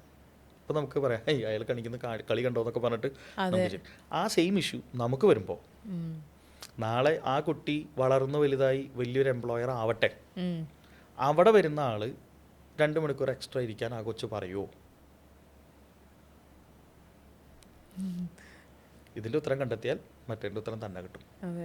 ഇപ്പോൾ ഞാൻ വേറെ കാര്യമുണ്ട്. ഇപ്പോൾ കോർപ്പറേറ്റ് എന്ന് പറയുമ്പോൾ തന്നെ എല്ലാവരും പൊതുവേ ആരും അങ്ങനെ ഭയങ്കര പോസിറ്റീവായിട്ട് കോർപ്പറേറ്റ് ഒരു ജീവിതത്തിനെ പറ്റിയിട്ട് പറയണം അങ്ങനെ കേട്ടിട്ടില്ല. എപ്പോഴും നമ്മൾ ഈ ഒരു ടോക്സിക് ഒരു കോർപ്പറേറ്റ്, അതായത് ടോക്സിക് ആയിട്ടൊരു ബോസ് ആയിരിക്കാം, അല്ലെങ്കിൽ നമ്മൾ ചെയ്തൊരു ക്രെഡിറ്റ് തട്ടിയെടുക്കുന്ന കൂടെയുള്ള ഒരു കൊളീഗ്, അങ്ങനെയൊക്കെ എപ്പോഴും ഈ എന്താ പറയുക റീൽസിലുള്ള ടോപ്പിക്കുകൾ ഫണ്ണി ആയിട്ട് കാണിക്കുന്നതായിക്കോട്ടെ, ആളുകൾ സ്വന്തം ജീവിതം പറയുന്ന റീൽസ് ആയിക്കോട്ടെ, അല്ലെങ്കിൽ നമ്മൾ സംസാരിക്കുമ്പോഴായിക്കോട്ടെ ഒക്കെ ഈ കോർപ്പറേറ്റ് എന്ന് പറയുമ്പോൾ തന്നെ IT അല്ലെങ്കിൽ കോർപ്പറേറ്റ് ഇതിപ്പോൾ എന്തായാലേ നിങ്ങൾ എങ്ങനെ അവിടെ സഹിക്കുന്നു എന്നൊക്കെ ചോദിക്കുമല്ലോ. പണിയെടുത്ത് ജീവിക്കാൻ കുറച്ച് പാടാ, പ്രത്യേകിച്ച് വല്ലവൻ്റെ കമ്പനി.